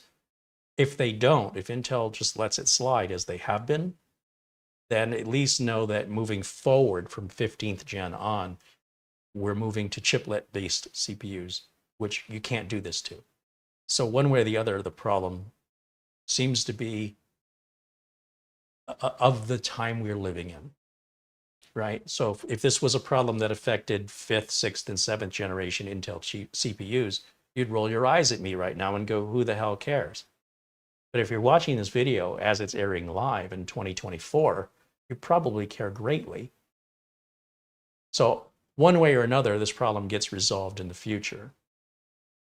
But one way or the other, if you own a modern generation Intel chip within the last 3 years, you're likely suffering the consequences of this, whether or not you realize it. And it doesn't necessarily mean a negative outcome for everyone, but it likely does result in, at the very least, a degraded CPU that will degrade much more quickly. The question is whether or not you're ever impacted by it, depending on how long you keep the computer and how you use the computer and how it's being overvolted specifically by your board. So there's just a lot of variables there, but enough people are being affected that it's raising awareness on the issue. And certainly Intel is aware of it. And I can't wait to see what Intel forensics come up with. I am a little concerned at how long this is taking. This is ridiculously a long time. This isn't that big of an application. All this is the application that's going to check the drivers. This isn't the drivers. So this should have been done a long time ago. I don't know, like even as slow as my internet is here, it shouldn't be taking this much time. has me concerned. But I'm afraid, again, haste makes waste. And if I try to speed it up by just saying, never mind, I'll do it myself, it'll actually take me longer than if I just leave it alone. So while we're waiting, it's a good time for us to interact. If you have any questions for me, I'll do my best to provide answers. Joe Martin joins us as a supporter. Right on. Thank you, Joe. Thank you for helping keep us from becoming a shill or a puppet for a manufacturer who will compensate us so we can pay to make these videos. These videos are not free to make. There's a huge investment in the studio. Clearly not in the internet connection, but that's a different story for a different day. As long as we have viewers like you that are willing to help us pay for what it takes to make these videos, we have an endless stream of videos to make. It's not like we're running out of ideas. We just run out of money or we run out of time. And 2024 is a tight year. It's going to be a tight year. Many of you probably feeling the crunch. And we're going to keep going no matter what, even if it means reducing the amount of content. But we're not going anywhere. And hopefully, as long as the funding and the time is there, as I mentioned, we've got no shortage of content to make. Now, the Armory Crate software just finished, and we're going to see here as it scans the system, it should, obviously you got to give it permission, of course, and we have to give it permission again. Okay, apparently that was just the download, but the install, now that we're local, should happen rather quickly. All right, so while we're waiting, back over to the chat. A to Z Tech, I just had to send back a Gigabyte B760 DS3H AX motherboard as it was dead out of the box. It wouldn't post or get BIOS. Well, we do everything live here, and we've certainly opened a share of motherboards. I don't recall ever getting one DOA. So it's always hard to tell if it's bad luck or maybe you have a delivery driver that likes to drop kick boxes to your front door. I find that there are some people who experience more product failures than others, and my theory is those people have somebody in their delivery chain, that last mile they call it, that is improperly handling the boxes without any care. And as a result, they're going to say, well, every time I order from this company, everything's always broken. And I'm saying every time I order from the company, I've never seen anything broken. We're ordering the same things from the same company. Why are you getting products constantly broken and mine are constantly working? And I don't think it has to do with the company or the manufacturer. I think it has to do with the delivery service. So it's just a theory, and take that for whatever it's worth. Pretty unusual to receive a DOA electronic product these days, unless it was mishandled at some point. But it still happens. It's just not as common as it used to be.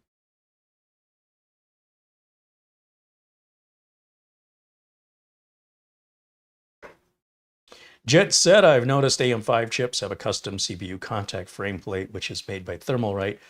We showcase both the AM5 and the Socket 1700 Thermalright contact frames. I think they're a complete waste of money, but they look cool and I like putting them on. I think it's fun. And they're also like $8 or $9. So it's not like it's a lot of wasted money, but it's really a waste of money. And of course it looks cool, but when you put the heatsink on, you can't see it anyway. So no one would ever know. So, to each their own. Most thermal compound isn't conductive, and it wouldn't matter if it's spilled over. I can't recall ever opening a computer here on camera live where we've seen a spillover that needed cleanup. I'm sure it must have happened in the past, but it doesn't, aside from being messy and looking ugly, it's not hurting any. The reason for the contact frame is really for Intel's rectangular shaped chips that supposedly can warp a bit over time if they're being overvolted and overheated. And that would reduce the contact area between the top of the internal heat spreader and the bottom of the heatsink. As a result, it's not something the human eye can detect, but you will notice higher and higher temperatures as the CPU starts to warp in a detection that would require a machine that can measure that. The human eye can't measure it. But the idea behind the contact frame is it keeps the pressure level and prevents the center of the chip from bending. On a Ryzen chip, it's perfectly square on all sides. All sides are the same length, and that way it would not bend in the middle that way. So it doesn't have this particular potential Thermal Thermalright wants you to buy their products, and they'll tell you whatever you need to hear within law to convince you to spend your money with them. And look, you know, even if it's a placebo, even if it's just an aesthetic, as long as you're happy and satisfied in how you spent your $10, don't let me get in your way. We've installed a few of them here. And in fact, that's another video that I want to make, which is showing the difference of an Intel Socket 1700 chip running under stress with and without the contact frame to see if it makes any difference in our temperatures. I think if it does, it won't be more than about 3 degrees tops, 3 degrees Celsius. And I mean, if 3 degrees Celsius makes any difference in your world, I think something's wrong. Like something, if 3 degrees is all the difference you need, it doesn't sound like you've got something configured right or installed correctly, or you've put an inadequate cooler on your CPU. I don't know, $10 to save 3 degrees doesn't seem like a good deal to me. And that's pinnacle, that's the top maximum I think you might see. It's just my opinion as a professional technician, so, you know. They do look cool. I agree, they look cool. And I like putting them on. I do, I think it's fun. But slapping a heatsink on it, you're not gonna see it. No one knows it's there but you. All right. Zaylen says Thermalright has some great coolers, though, like the Peerless Assassin, which is highly competitive with the Noctua. I've heard they're very inexpensive. They're like $30. They seem like a really good deal. But I haven't, they haven't sent me any for review, and I haven't purchased any. But I've heard nothing but good things. Scott says he uninstalled the Armory Crate. He didn't like the way it was trying to control his RGB. His case, cooler, fan, and RAM are all different manufacturers, and it just works better without trying to control it. Sure. Well, I imagine, depending on who the manufacturers are, someone could say just the opposite, say how much easier Armory Crate made it. So to each their own. But I appreciate your perspective for sure, because it's a valid one based on the parts you selected. Zaylen says, indeed, Thermaltake are cheap and have an easy install process. Very good. Ron Toomey says, what's your experience with Intel versus AMD longevity? Which customer PCs have you built with Intel or AMD have lasted the longest? Well, it's kind of an unfair question, because you have to understand we're not just buying a CPU. We're buying motherboards, storage, RAM, power supplies, cases. And as a result, a lot of times when systems come in for repair, the problem is never, very rarely, I should say, the CPU. So if you look here on the channel under CareyHolzmanrepair, I think you'll find a lot more AMD systems come in for repair than Intel systems. And you can do the math and just look.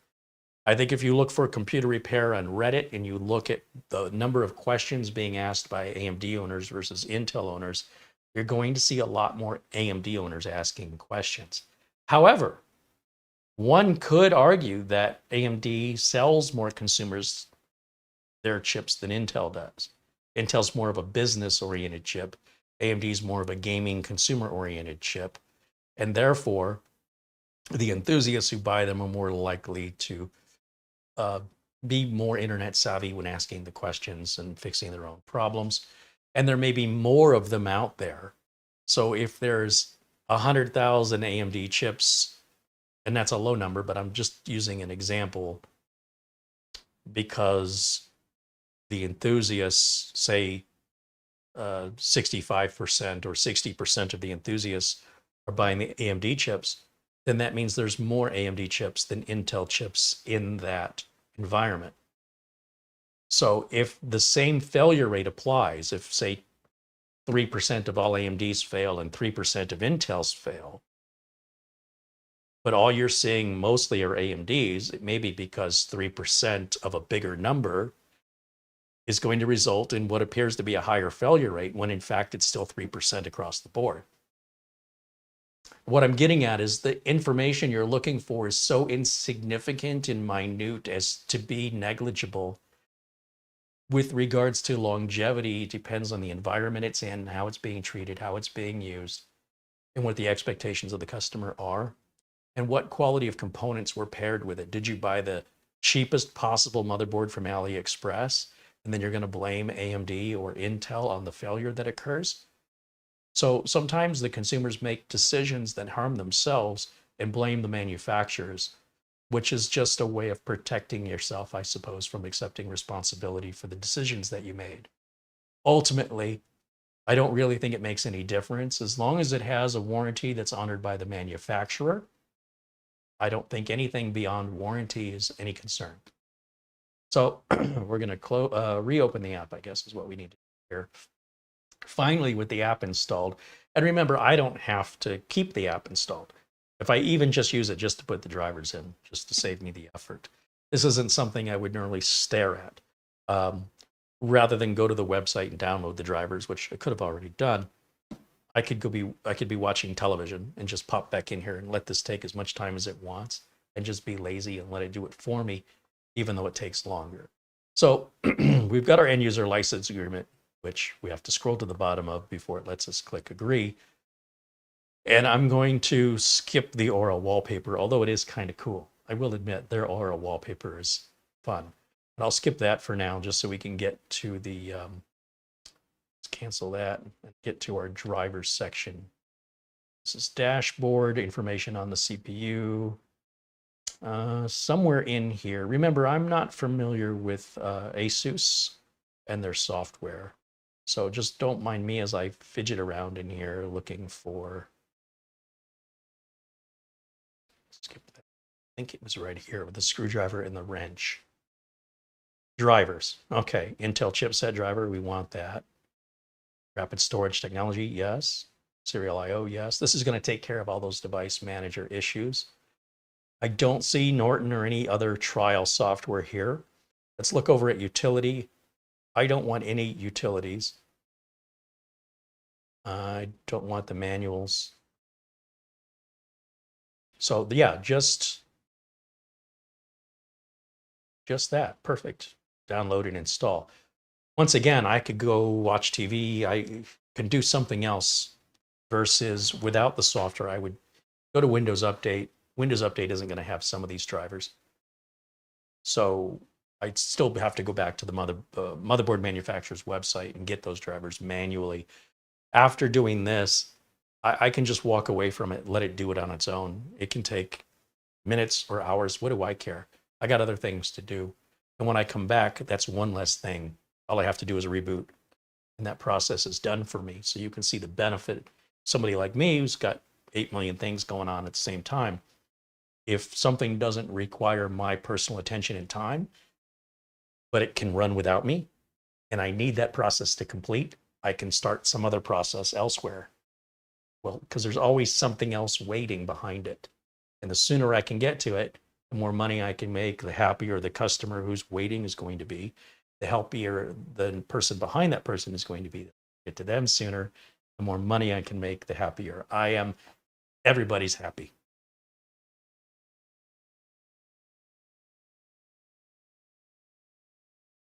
Glenn's Music says from start to finish that Armory install took 20 minutes. That's interesting. Thank you for measuring that. I, again, would normally not really care. I would just step out of the room.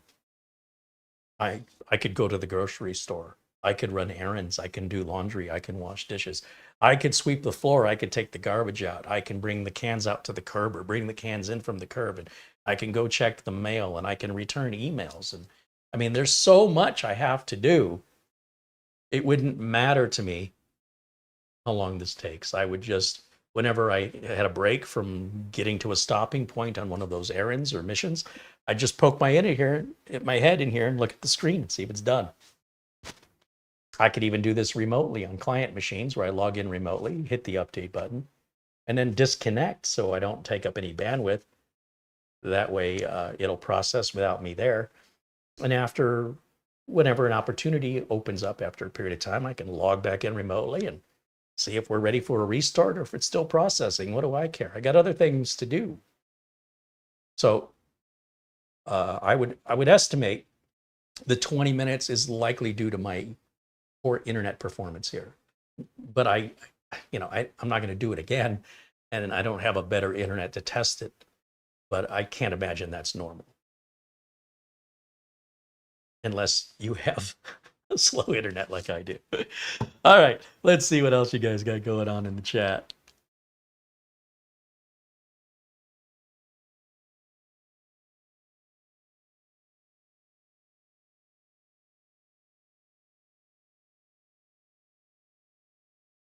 Is there much money to be made during computer repair anymore? It seems like computers are pretty much disposable commodities these days. Well, it depends what kind of computers you're repairing. If you're repairing computers in a nuclear facility, I think you'll find it pays quite well, or a hospital or medical clinic or lawyer's office, doctor's office, accountant. These are important computers, especially for accountants during tax season here in America. If a system goes down, they can't help their customers. They're already busy. Everybody's waiting till the last minute. They're under a lot of pressure. And then more and more customers are piling on as the deadline nears. So it's quite stressful for a lot of people in a lot of these industries. As such, they don't have time to shop around. If they know you're trustworthy, or you come as a referral, or they've got experience working with you, they'll pay your reasonable fee. And yes, you can make money. Whether or not you make money isn't something other people decide. If you have a defeatist attitude and you're looking for an excuse to not do it, that's what a defeatist does. And that's the kind of person that should work for somebody else. An entrepreneur, somebody who really has a drive to be self-employed, won't think that way. The only way you think is, how am I going to succeed today? That's it. The option of failure does not interfere with the progress of positivity, and you manifest and you create what does not exist through your sheer stubbornness and belief of making it happen. But if you're spending time thinking about all the reasons why it won't happen, with that defeatist attitude, you're very unlikely to be successful for any sustainable period of time, because you're your own worst enemy. And it's something you simply cannot afford to do if you're Jeff Bezos or Elon Musk, or, if you're an innovator. You have to know that you're taking risks. Other people are going to tell you you're wasting your time and you can't do it. And then if you're successful, you're going to prove everyone wrong. As Bezos did when Amazon only sold books, as Elon Musk did with the electric car and landing rockets. Everybody said that couldn't be done, and he did it. And what's funny to me is, no matter what these two guys do, they get the same exact response. You can't do that.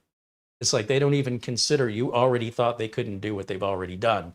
At some point, you should get the clue that if they say they're going to do it, it's probably a safe investment to invest in, because these are the kind of people that are going to go down with the ship. They're not going to take your money and bolt. They're going to spend their own money, and they're going to go down with that ship. That's a person I would invest in. It doesn't mean they're always going to be successful, but they'll always find a way, even if it means they have to adjust the plans or replace a related project, or maybe even an unrelated project, in order to sustain. That is the only way to achieve a level of success, unless you just have a golden touch and things just happen to you that you didn't even ask for, with opportunities, and you're just there accepting it and saying yes versus saying no. Still requires a positive attitude. But yes, if you don't think there's no, if you think there's no money in repair, you're right. And if you think you can get rich in repair, you're also right. That's really up to you.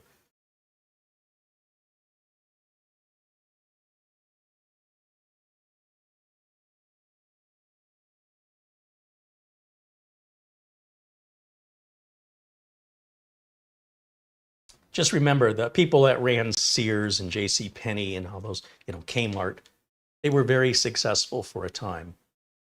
They did not go out of business because of Amazon or Walmart. Amazon and Walmart didn't do anything they couldn't do. They just refused to do it. And that's why they're not around anymore. So it wasn't a matter of what was possible. It was simply a matter of attitude and pivoting and being flexible in order to stay in business. They weren't willing to. Amazon and Walmart were. And then there'll be somebody else who comes along, and Amazon and Walmart will become the Kmart and Sears of the future. No one company lasts more than about 100, 150 years tops. I think Beretta, the weapons manufacturer, is the oldest company in the world, which I believe is still family owned and is over 500 years old. That's unheard of, absolutely unheard of. So every day as a business owner, all you're trying to do is keep your business alive. It's always trying to kill itself every day. And your job as a business owner to just keep it alive another day. It's very stressful, but also can be very rewarding if you allow it to be.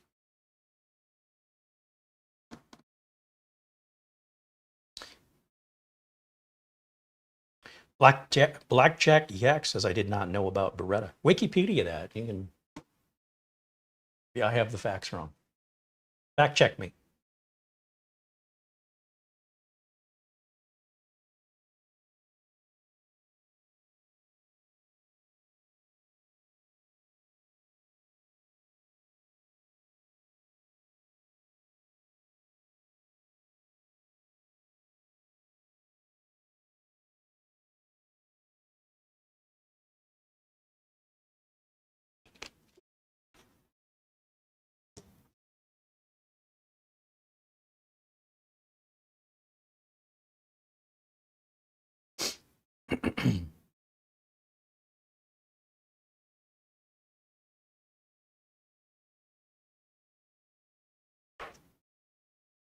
Starshine says, I have to give up fizzy drinks. My doctor tells me the sweetness nukes the stomach's microbiome. Well, the problem with medicine is its practice. You do know that, right? And this is both a good thing and a bad thing. And what that means is that if you're getting information from a doctor that you don't want to hear, you can always pick another doctor. And that doctor may agree, but to a lesser extent, to a lesser extreme with the other doctor, or may oppose the other doctor entirely, saying, well, that doctor's worried about you drinking fizzy drinks. I'm worried about the fact that you seem to be bleeding out of your jugular vein onto my floor, and you're likely going to die. So, well, your doctor's looking so closely at something that doesn't matter. The bigger picture shows there's a bigger problem here. So if you ever hear information that you don't necessarily want to hear from your doctor, there's a reason why the term getting a second opinion exists. And the same is true with any major repair, like getting a new roof on the house, or maybe you've been in an accident and there's a couple of repair shops. Get some quotes. And of course, always look up the Yelp ratings or the Google ratings and reviews before you make a decision on who to go to for that second opinion. And maybe if it's been a while, look up those reviews on who you're currently seeing, because things may have changed. Things may have gotten better, things may have gotten worse.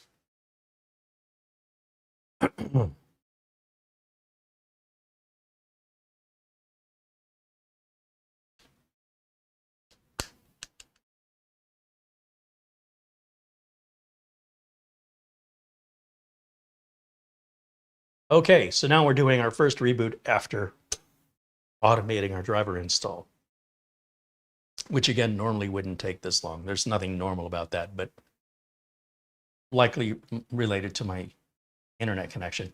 But it also gave me an excuse to let the machine continue running with the stock fan, just to make sure we don't have any more lockup issues that are going to happen. This is a great benchmarking test while also getting something done that needed to be done. Sort of killing two birds with one stone, as the expression goes. Although why you would have a shortness of stones, I don't quite understand when there was ever a stone shortage. But anyway, I overthink that.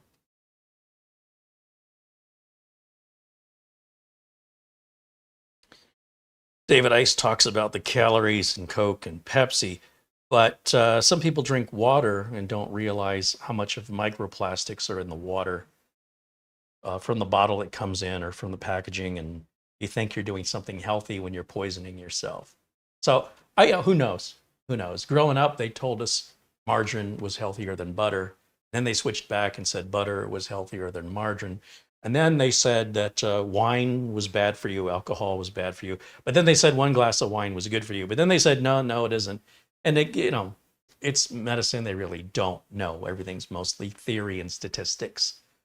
Everybody's microbiology is slightly different, and the environment we live in and the air we breathe is all varying, and stresses that we're under affect our health as well. So who's to say what's right and what's wrong at this stage of our evolution? It's no guarantees, and you can still do all the right things and get hit by a car. You know what I mean? You can still suffer an unexpected aneurysm just through your genetics or through the environment you live in. So we enjoy and appreciate each and every day, and you know, having the ability to take a warm shower or a hot shower is something the wealthy kings of the past never had. And yet almost all of us have that available to us, and almost none of it recognize how lucky we are to have such a luxury at the turn of a dial that our ancestors would have never even thought or dreamed of having.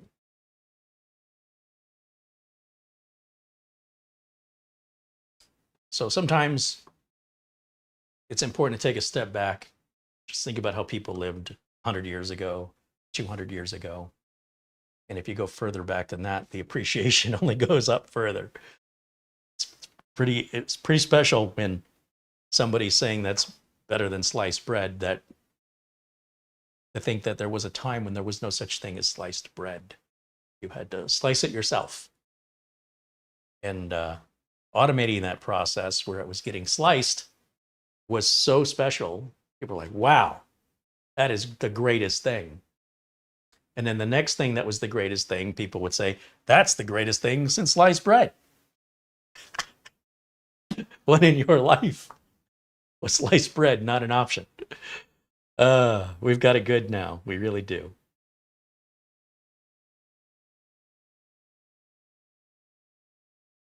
Okay. We're still getting Windows updates here, but everything looks really happy. And if our driver update did its job, well, this is checking one more time for more updates. I'll right-click on the Start menu, go to the Device Manager, and make sure that everything is happy.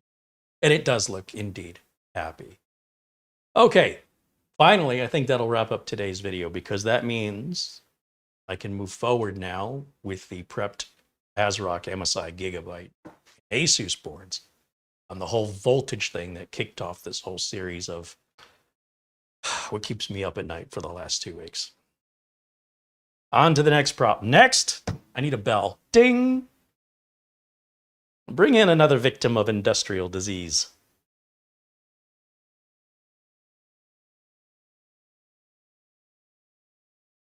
Ron Toomey wants to know, is Windows 11 easy to get coming from Windows 10, or does it take some time? It kind of depends on how fast your computer is, how many processes you've got running, how much drive space you've got, how fast your internet connection is, how much RAM you have. But generally speaking, you can get it automatically through Windows Update or using the Windows 11 Installation Assistant.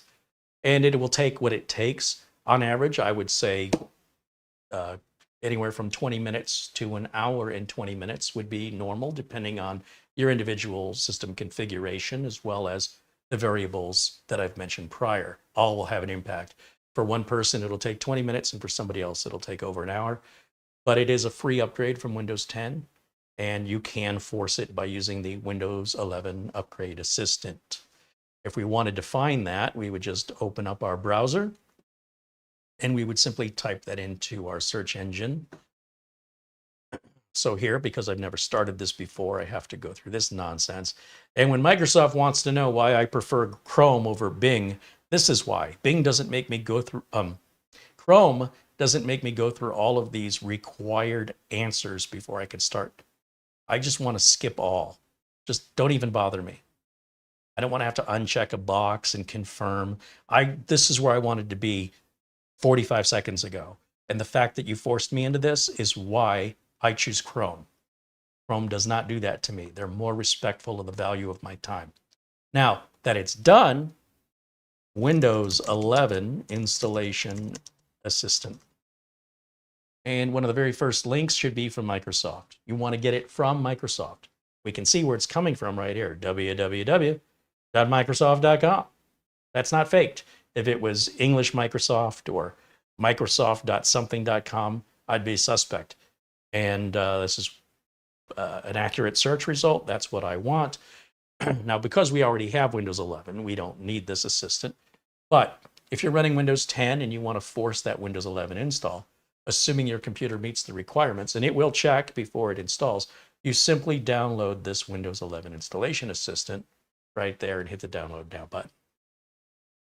That's all there is. It's pretty simple. And you should have the ability to uninstall it within 30 days, I think, or 15 days if you want to roll back to Windows 10. Or, what I think is even better, make an Acronis True Image backup, or Acronis Cyber Protect is what they call it today. Do a system image backup before installing Windows 11, and you can always restore back to Windows 10 without any time limit. And you don't have to worry about all the remnants I talked about earlier. They get left behind in any product uninstall.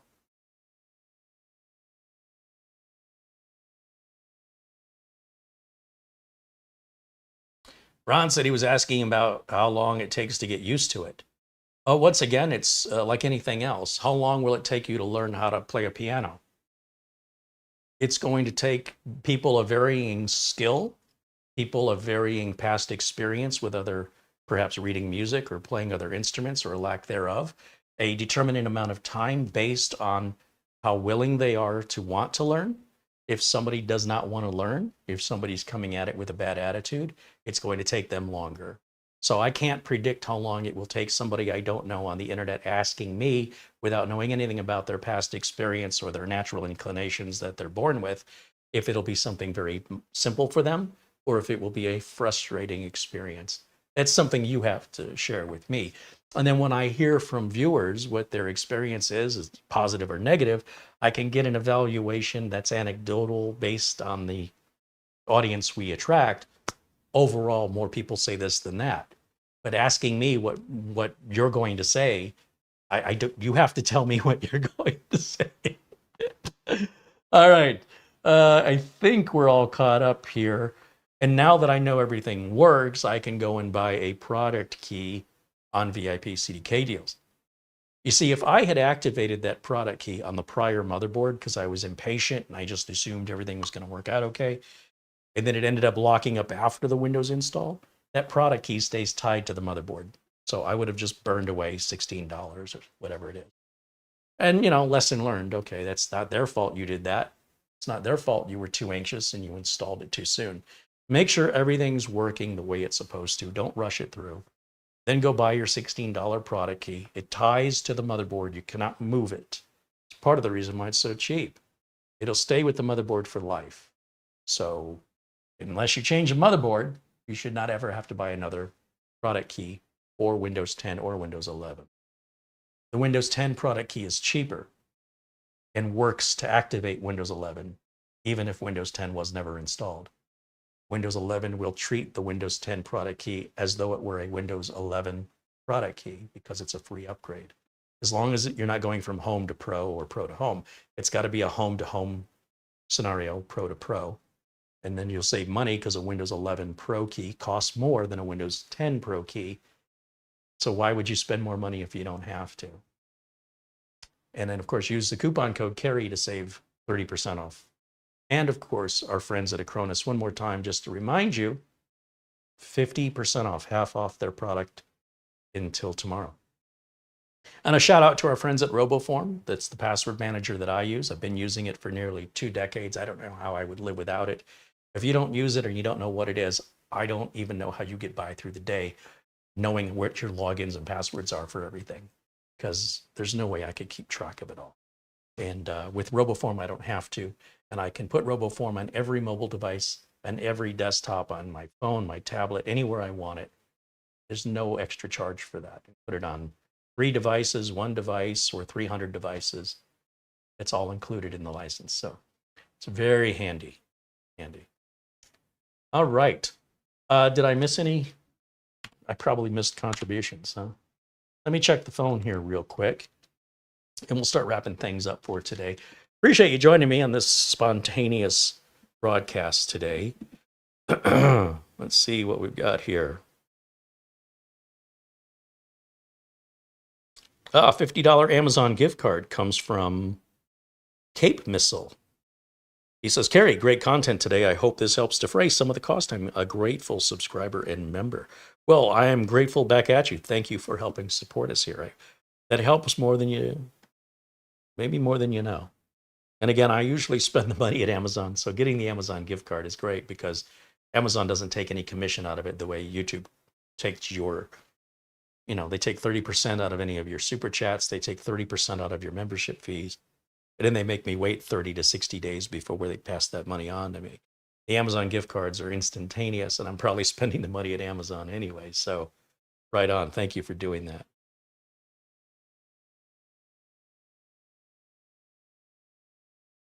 Richard Palmentier has a question. I was wondering, I have a Gigabyte H610S2H DDR4 motherboard. Would an ATX board, instead of a micro ATX board, would that be a good upgrade? It would give me 2 more RAM slots. The 2 I have are the Corsair Vengeance LPX DDR4 RAM, 32 gig. I'm wondering about your thoughts on this. I know it'll be up to me, but he wants my thoughts on it.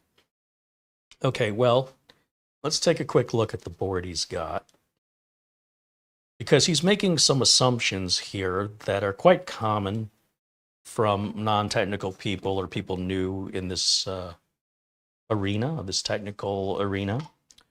And what he's assuming is that all micro ATX boards have 2 memory slots, which would be true if it was an ITX, a mini ITX motherboard.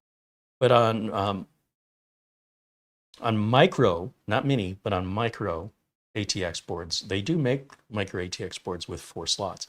So let's take a look at what he's got. So if we go to, let's go to Amazon just for the sake of going. So let's not do that. Okay, let's just do a search for the H610M S2H DDR4. That should only be made by Gigabyte. That's a trademarked name that ASUS and ASRock and MSI can't use.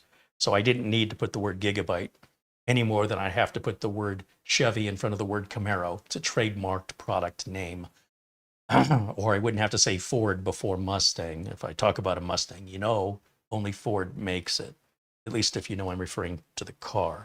Anyway, he's got this board that he purchased that has 2 memory slots. That's micro ATX. And that means the board is going to have basically a limited number of PCIe slots here. See, he's got 1 slot here and another smaller slot down here.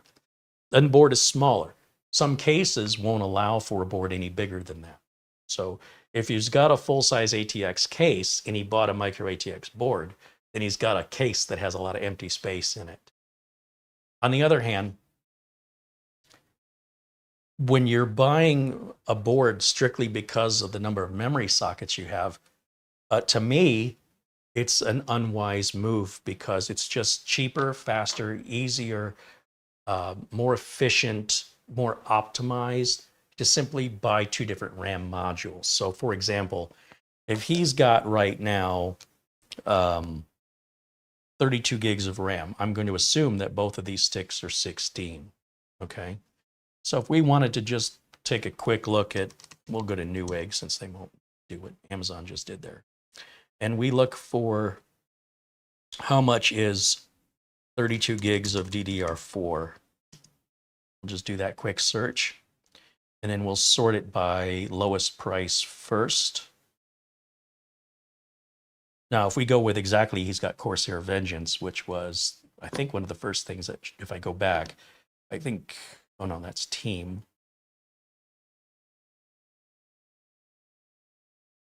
Not that the manufacturer really matters, but we can certainly add the word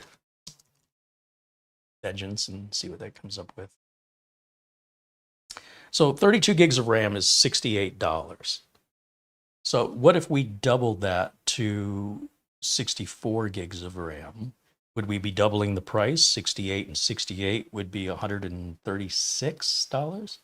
How much is 64 gig, everything else being the same?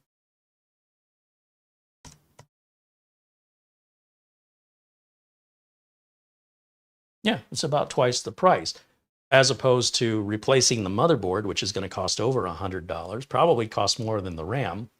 You simply take your 16 gigs, your two 16s out and replace it with two 32s. But this is another mistake I continually see consumers making, and they get caught up with watching too many videos and reading too many articles online to buy things that they don't need, that waste their money, that waste their time, that ultimately take a perfectly good working computer and potentially break it. And then I get the call for how come it's not working, when if they'd have left it alone, it would have been just fine. So to give you an example, we don't know that Richard even needs the 32 gigs of RAM he's got.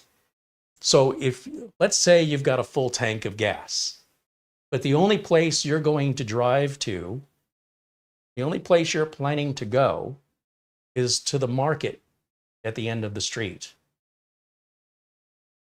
Do you need a full tank of gas to go to the market at the end of the street? Could you do that on a quarter tank of gas? Could you do that on an eighth a tank of gas? So all this gas that's sitting in your tank is giving you no benefit whatsoever. It's just sitting there not being used. Unused RAM is the same as not having it. So if you have 32 gigs of RAM that you're not using all of it, and you want to double that to 64, and your thought is, I want to buy 2 more sticks of 32, what you've also done is you've added 2 sticks of RAM where you could have had a 50-50 chance of a RAM failure. But now you've doubled the amount of RAM you have. So instead of 2 sticks of RAM that can go bad, you now have 4 sticks of RAM that can go bad. Then you have the generated heat of all those RAM modules right next to each other. By doubling the RAM, you essentially come pretty close to doubling the heat. You're also drawing more power from the power supply because each one of those RAM modules requires power. So when you double the RAM, you're doubling the amount of power consumption. Now, if you're going to change your motherboard out to do this, what do you do with the old board? Well, I'd argue if you change the RAM out, what are you going to do with the old RAM? One way or the other, you're left with old parts. But then I'd ask, why? Why are you asking me this question? And this is a key if you want to be a computer technician. Instead of just blindly answering a customer's question, the first question you need to control how much time the customer is potentially wasting because it has nothing to do with whatever it is they're trying to accomplish. So my question becomes, never mind your question. I want to know why you think you need to add more RAM. What problem are you trying to solve? Because it may not be a solution that has anything to do with RAM. I'll give you an example.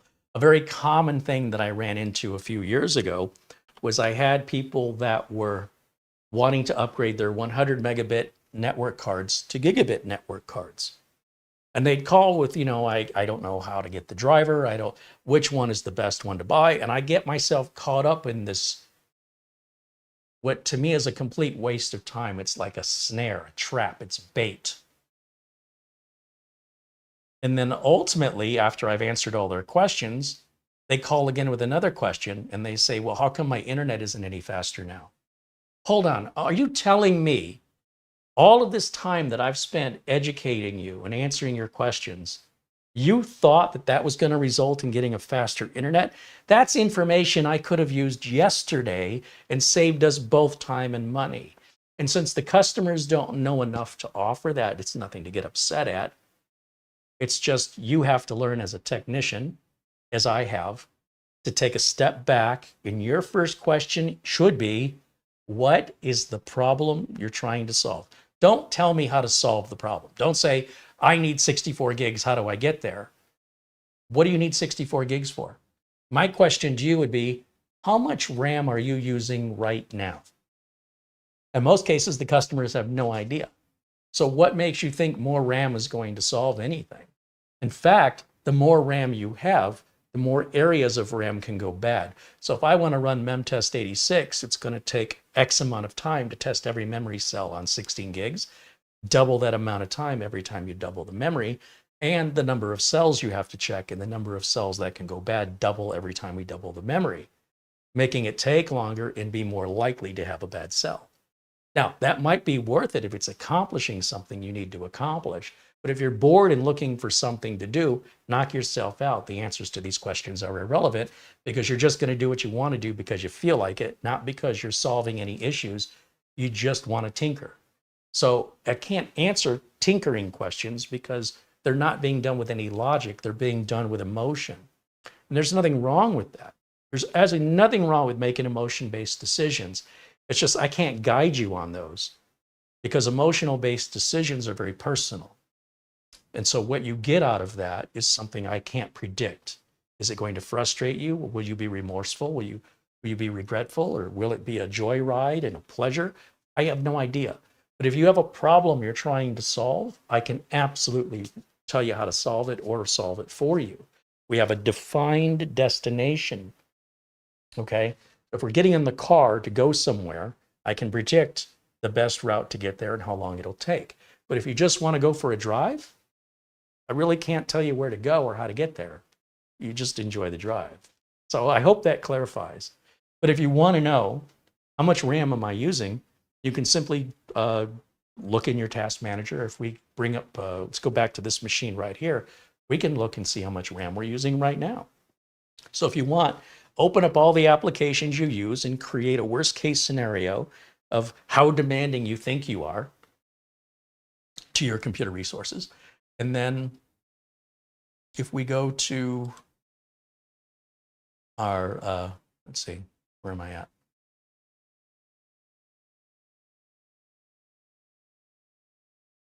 Sorry, I have to go full screen on my side so I can see it the way you guys at home see it.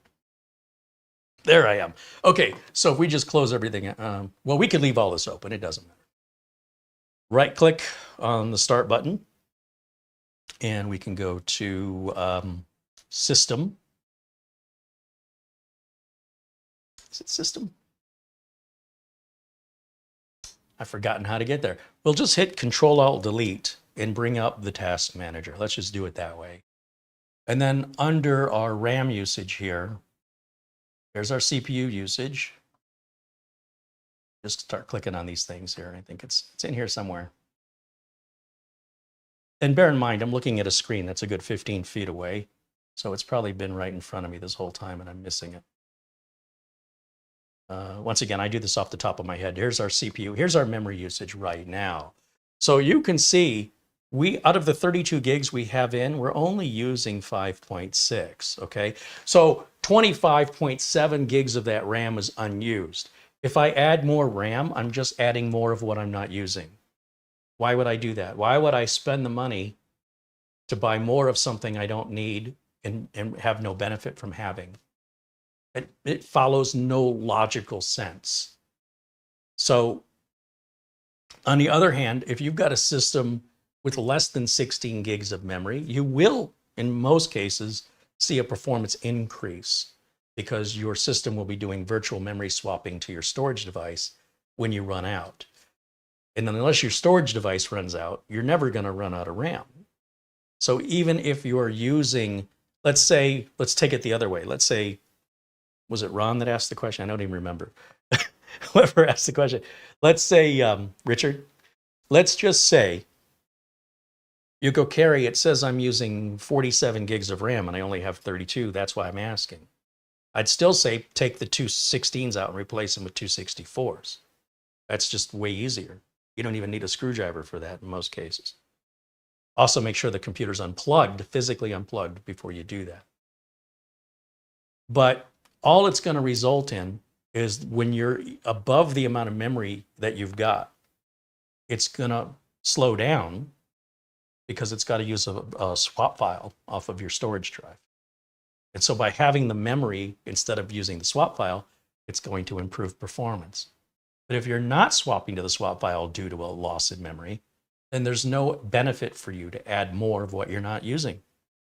So here we go again with trying to determine what is the end user, what's their goal? What are they trying to accomplish?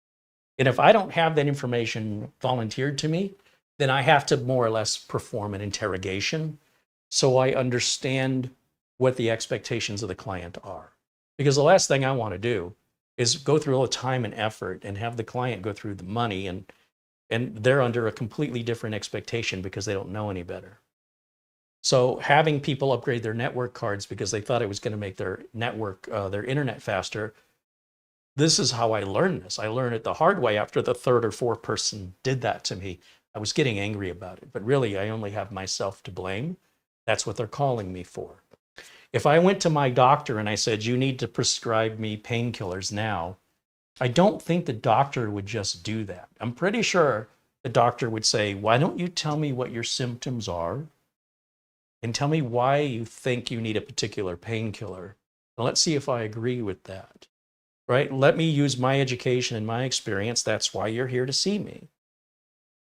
Not to tell me what to do, but rather to ask and to seek my expert advice in helping you resolve the problem. But so far, he hasn't told me what the problem is. Is there a problem? Or is he just trying to make a problem? You're going to take something that works perfectly well, and you're like, what can I do to this to potentially break it and spend money I don't need to spend? Is that what we're doing? Or is there something that's not working, and you're under the impression adding more RAM will make that work? And if so, please explain it to me, because it's possible. I mean, I can't imagine any scenario where that actually fixes anything, but it could speed things up in such a scenario where it's swapping. But you can see how little memory we're actually using. How about you in the chat room? How much memory are you using? Go in and do that right now and tell us in the chat room, how much RAM are you using right now? Let's get an average from our audience.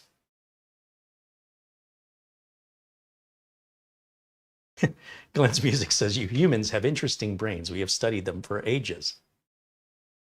I will report this to the Supreme Leader. Morden Bob says, perform an interrogation is the most brutally accurate way to describe tech support ever. Well, there's tech support and there's tutoring. And sometimes with the customers, the line is blurred between this doesn't work and I don't know what the heck I'm doing. Please teach me privately for free on your own time. Please educate me. I don't mind educating people, but I like to get paid for it. When we deal with warranty and we deal with support, that's usually a defect in workmanship or materials that comes at free, no cost. But when we talk about having to educate the end user on how to, I bought this $50,000 piano, now teach me how to play it, that did not come with free lessons. There's nothing wrong with the piano because of the sounds it's making. You're just not hitting the right keys in the right order. Well, which keys do I press? Well, that's not tech support. That's tutoring. All right, we've got some answers here on how much RAM you guys are using. And the reason I ask is to get an average. Most people aren't using as much as they think they are. So Morden Bob says 6 gigs. Gary Tatum says he's using 10%. Thomas Gregory says 8.6. Out of what, though? I'd be curious. But nonetheless, my question wasn't out of what, just how much are you using? Mortant says 12.2 out of 32. John Williams says 27% of 16 gigs of DDR4. Peter says how much RAM he's got, but he's not telling us how much he's actually in use right now. Glenn's Music said it's a genuine Steinway piano. Where do I plug it in? The sad thing is they probably do have plug-in electric pianos from Steinway. Platter Jockey said he's using 10 gigs of RAM. David Ice said he's using 5.2 gigs out of 16. Barry Klein, it says he's using 11 gigs out of 128 gigs. David Holler said he's using 80% of his RAM, but my guess is he probably only has 8 or 4 gigs. Jit says he's using 8.6 gigs out of 16 gigs of RAM. Sometimes goes higher when gaming or video editing, of course. Platter Jockey, 10 gigs out of 32. Immortan Bob says 6 gigs is in use out of 16. Dick R in the chat says he's using 7.3 gig out of 32. So he's just using a fifth or a quarter of what he's got. Mara says she's using 49.8 out of 64. I think we have a winner, but she's still not using all 64. She's a power user. Pat Johnston said I'm using 15% of my memory. Peter says 4.8 gig out of 16. Michael Lavelle says he's used up to 85% of 128 gigs. You see how uncommon those big numbers are, right? You are seeing this. We always have exceptions. We do have power users. Most people think they're power users, but they're really not. Most people, as you can tell from the answers in the chat room, are using a fraction of what they have. So adding more of what you're not using is just wasting your, and potentially creating problems you didn't have before, but you spent the money to create problems and frustrations that you could have saved the money or spent the money on something else that would have brought you enjoyment and perhaps benefited you in some way.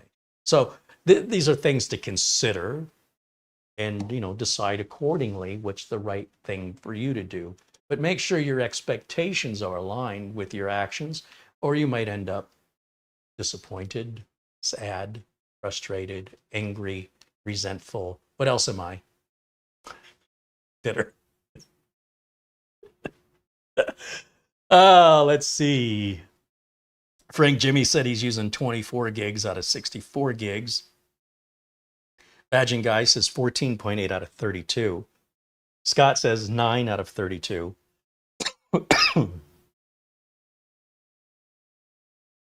Gil Garcia says he's using 4 gigs out of 8. And Windows itself will use all 8 before you even do anything. So I'm not surprised. 16 is really the new minimum for Windows 10 or 11.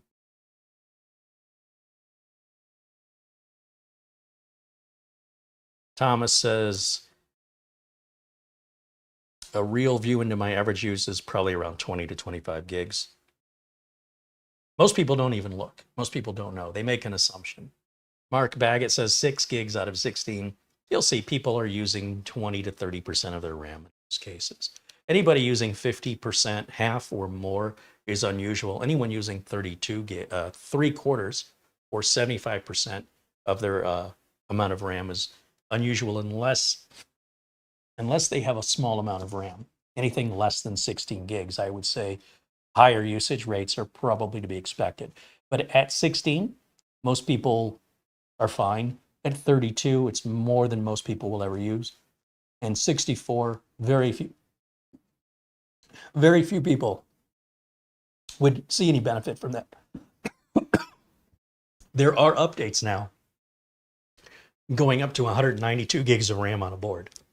The limit used to be, well, it's easy to know what the limit is. Find the biggest RAM module capacity you can buy and multiply it times the number of sockets you have.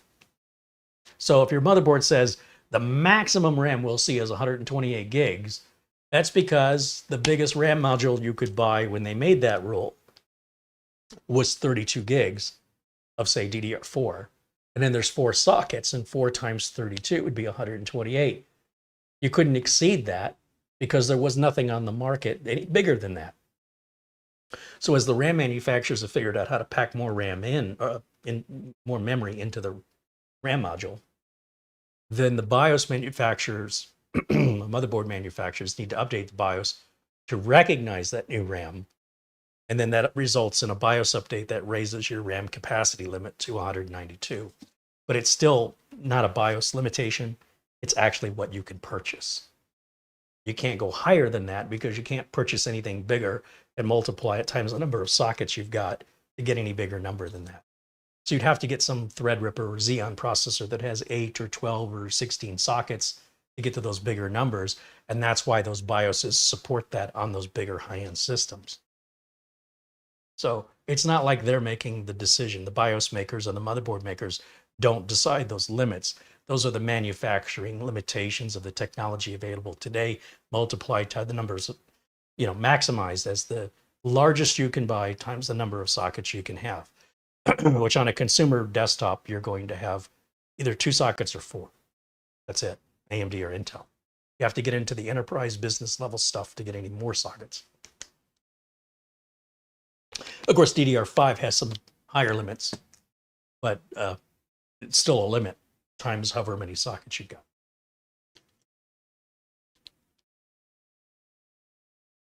And again, if you're not using it, you could have 1 billion gigs of RAM and you won't see any difference. Nothing. Somebody should make a hitchhiker's guide to the Galaxy benchmark that just gives people false information, but makes them feel good when they see the numbers. You know, they should call it "Don't Panic." That should be the name of the benchmark. I got a real original idea here. And what they should do is they should just show consumers unrealistic numbers. Congratulations, you have 1 billion gigs of RAM installed. Congratulations, your input-output speed of your storage device is 800 million quadrillion zillion bytes per second. And people be like, oh, that's so fast, I'm so happy. When actually the reality of how fast the computer is isn't changing, but the information on the screen is convincing people what they're reading is real, and then they feel happy and satisfied and no need to upgrade or spend any money to fix it. It's purely a placebo.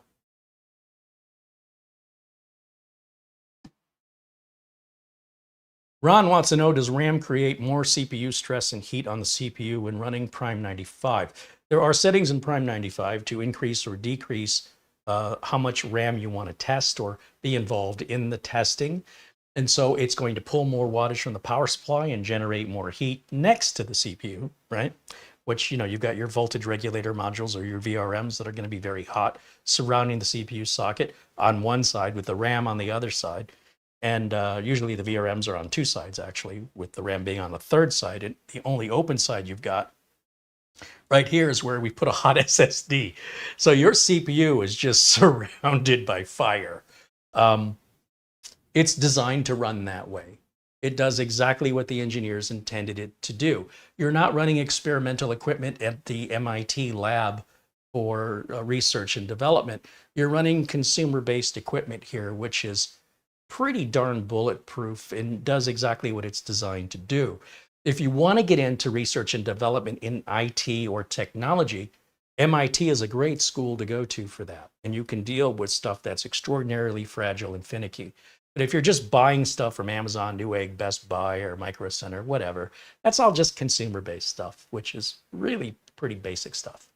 It's only going to do what it's designed to do. It's been very, very thoroughly vetted out and tested and abused to survive a consumer market. So nothing that a consumer would need to do, but perhaps a lab technician at MIT under research and development would have to do something, right? So the type of equipment we're working with here is such that in order to be profitable, companies have to make products that are very, very robust and can withstand how they're intended to be used, or they're going to have warranty expenses that's going to put them out of business if they can't control that.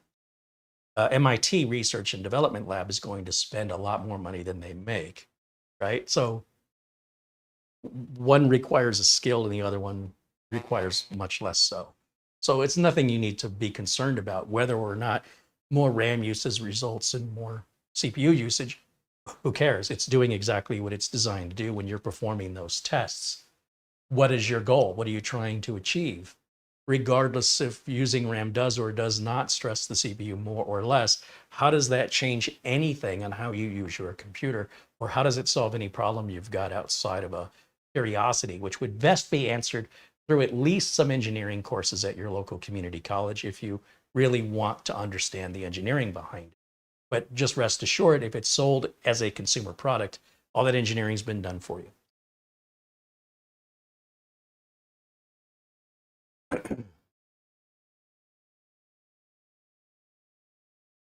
Thomas Grigore says your RAM capacity is that of the planet Borgon, by which random chance is the prime number in the Beaglebrog language. Ah, that sounds like Hitchhiker's Guide to the Galaxy prose. Please, please, no poetry.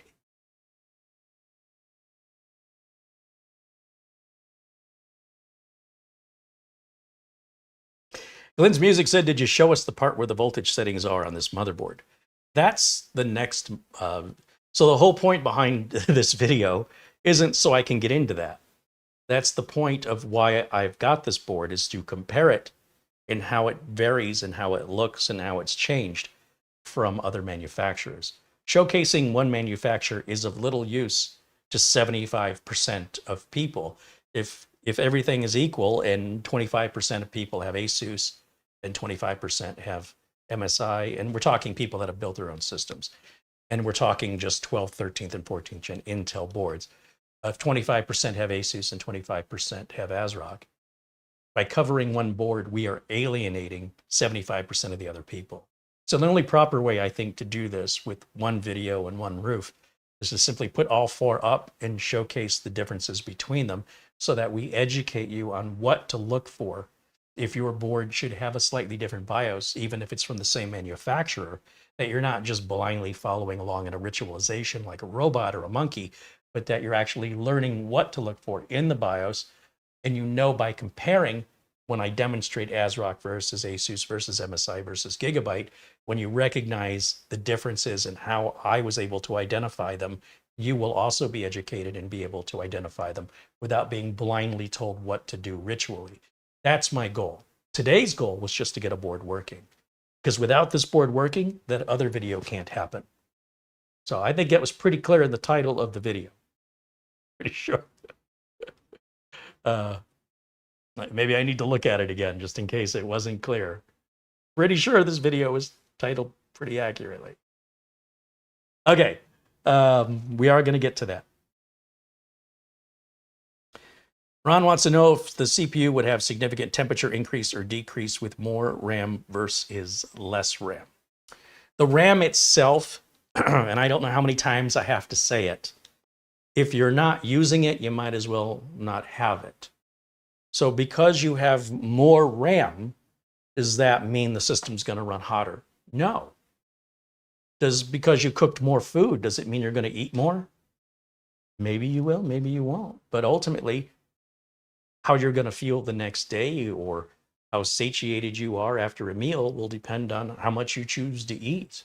So how much RAM you're actually using, under what conditions, and what tasks you're running, and how RAM intensive those tasks are, and how RAM intensive the CPU is. My question to you is, what are you trying to solve? In other words, when we get back to the interrogation, which is what I mentioned earlier, trying to figure out what you're trying to glean, what you're trying to learn from achieving this information. How will this information help you? How will it change the way you use your computer? Or potentially, what are you concerned about that you're trying to avoid? Because I think if we can get to where it is you're trying to go, I can tell you how to get there a lot faster. If, on the other hand, this is just a daydream musing, then the information's irrelevant. And nor would it be accurate, because the bottom line is there is no one answer. It really depends on what you've got, how you use it. If you have a Toyota Prius, you might assume you're getting great gas mileage out of that. You might say, well, I've got a BMW M Series and I've got a Toyota Prius. Which one do you think gets better gas mileage? I think most people would wrongly assume the Prius, because if you're not asking how I drive them, you might find out that when I drive the BMW, I'm very ginger on the gas pedal, and I use cruise control, and I don't do a lot of start and stop. It's mostly freeway driving, and I'm getting 26 miles to the gallon. But when I'm in the Prius, I'm a hot rodder, and my foot's always to the floor, and I slam on the brakes at the last second at the light. And as soon as the light goes green, my foot's to the floor again, and the Prius is only getting 13, 14 miles per gallon. It's not what you drive, it's how you drive it. It's not the CPU or the RAM or the motherboard, it's how you use it. And that's going to determine whether or not you have heat-related problems, RAM-related problems, and that's ultimately what people pay me to do, is to solve problems, right?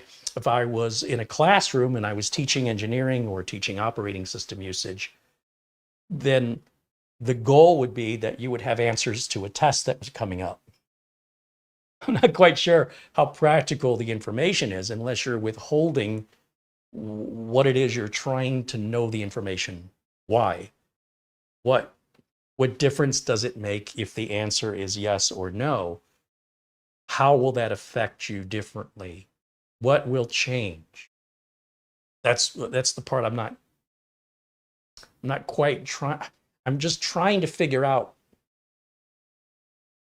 why you're asking the question.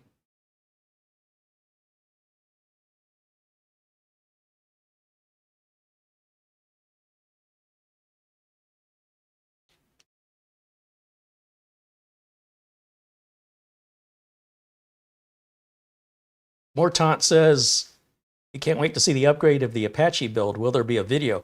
We already started it. That was the video featuring the MSI Meg board. That will go in the Apache. I just haven't gotten back to it yet. It's still sitting in the same condition it was left in. Was it 2 months ago we did that?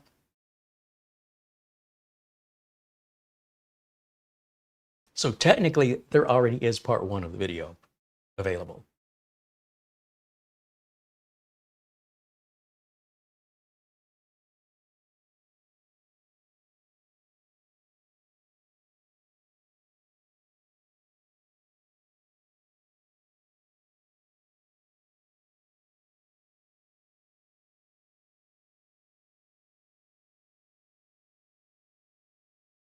Scott says, this has been a good show. I'm glad I was making popcorn when it suddenly started. Hey, spread that popcorn around. Now, don't bogart the popcorn.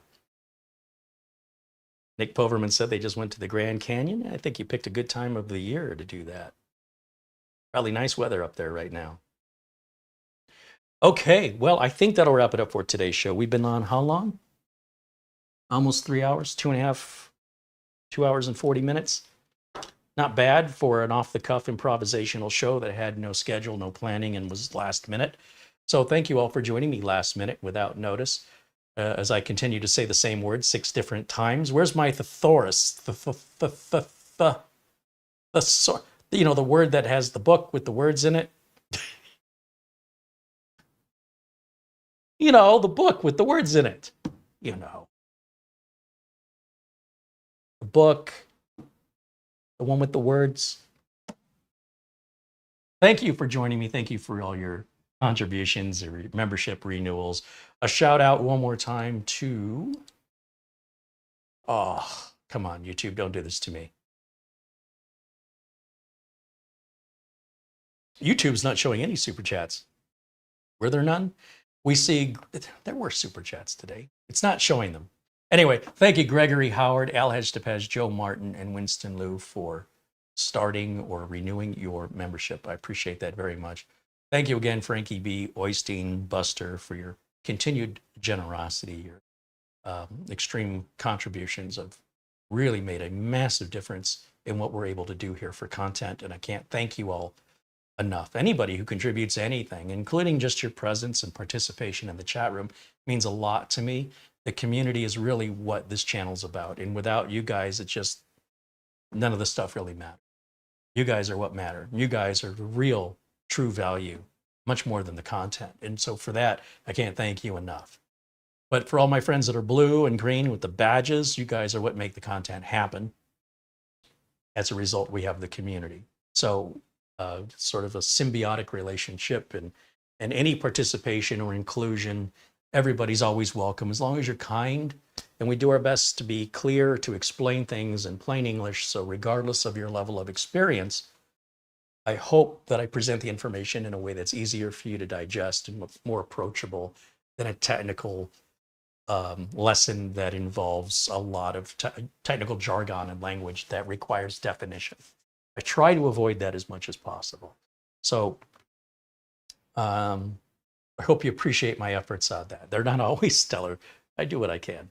Justin Miller just became a supporter as well. Right on. We're just so happy to have more supporters here, and encourage us to keep moving forward with more new content, that we don't become a slave to some manufacturer telling us what to do, how to do it, and getting their permission before we're allowed to share it with you. Because that's what most of the big tech channels do. They don't have a choice in order to pay the kind of bills they have and the employees they have. So, and thank you to Tamara for the channel administration work that she does here. It's taken a massive load off my shoulders so I can focus on being in front of the camera, and she can focus on a lot of the work that gets done behind the scenes. such as titling, thumbnails, video descriptions, talking to sponsors, answering emails. It goes on and on and on and on and on. And I'm just one guy. So yeah, it makes a big, big difference to have that help. That'll wrap it up for me for today. I was going to check the phone one last time. I hate when I end a broadcast and I realize I missed a contribution that I didn't say thank you for. That just kills me inside. So I think I've got everything. Thank you to Kate Missile once again for the contribution. And of course, our friend Buster Weinstein and Frankie B, and our friends at Acronis, RoboForm, and VIP CDK deals. They're to save you money if you want to save money. If you don't bother me. I'm good with it. All right, that'll wrap it up for me for today. Enjoy the rest of your Saturday night. I will see you all again very, very soon. If you're a new member, please know that we do a members-only video every Monday at 1 o'clock Arizona time, which is currently the same as Pacific time. And that's just for members. It's a much smaller turnout. The chat room is much less chaotic. It's more intimate. And I don't feel as scrutinized, so I can be a little more informal. And it's a different experience that hopefully you feel more included if you feel like sometimes the chat room can be chaotic and things scroll by really fast and you're not being seen. I see everybody in the members only videos, and that's what they're intended to do. It's intended to give the people who help the channel more of my personal time and attention if they want it. And hopefully we'll see you in there. And any videos that we've done in the past prior to you becoming a member, you can go back and rewatch those videos. They're never made public. They're only available to members, but they're still up. Okay, thank you guys. I'll see you all very, very soon. And until next time, finally, bye for now.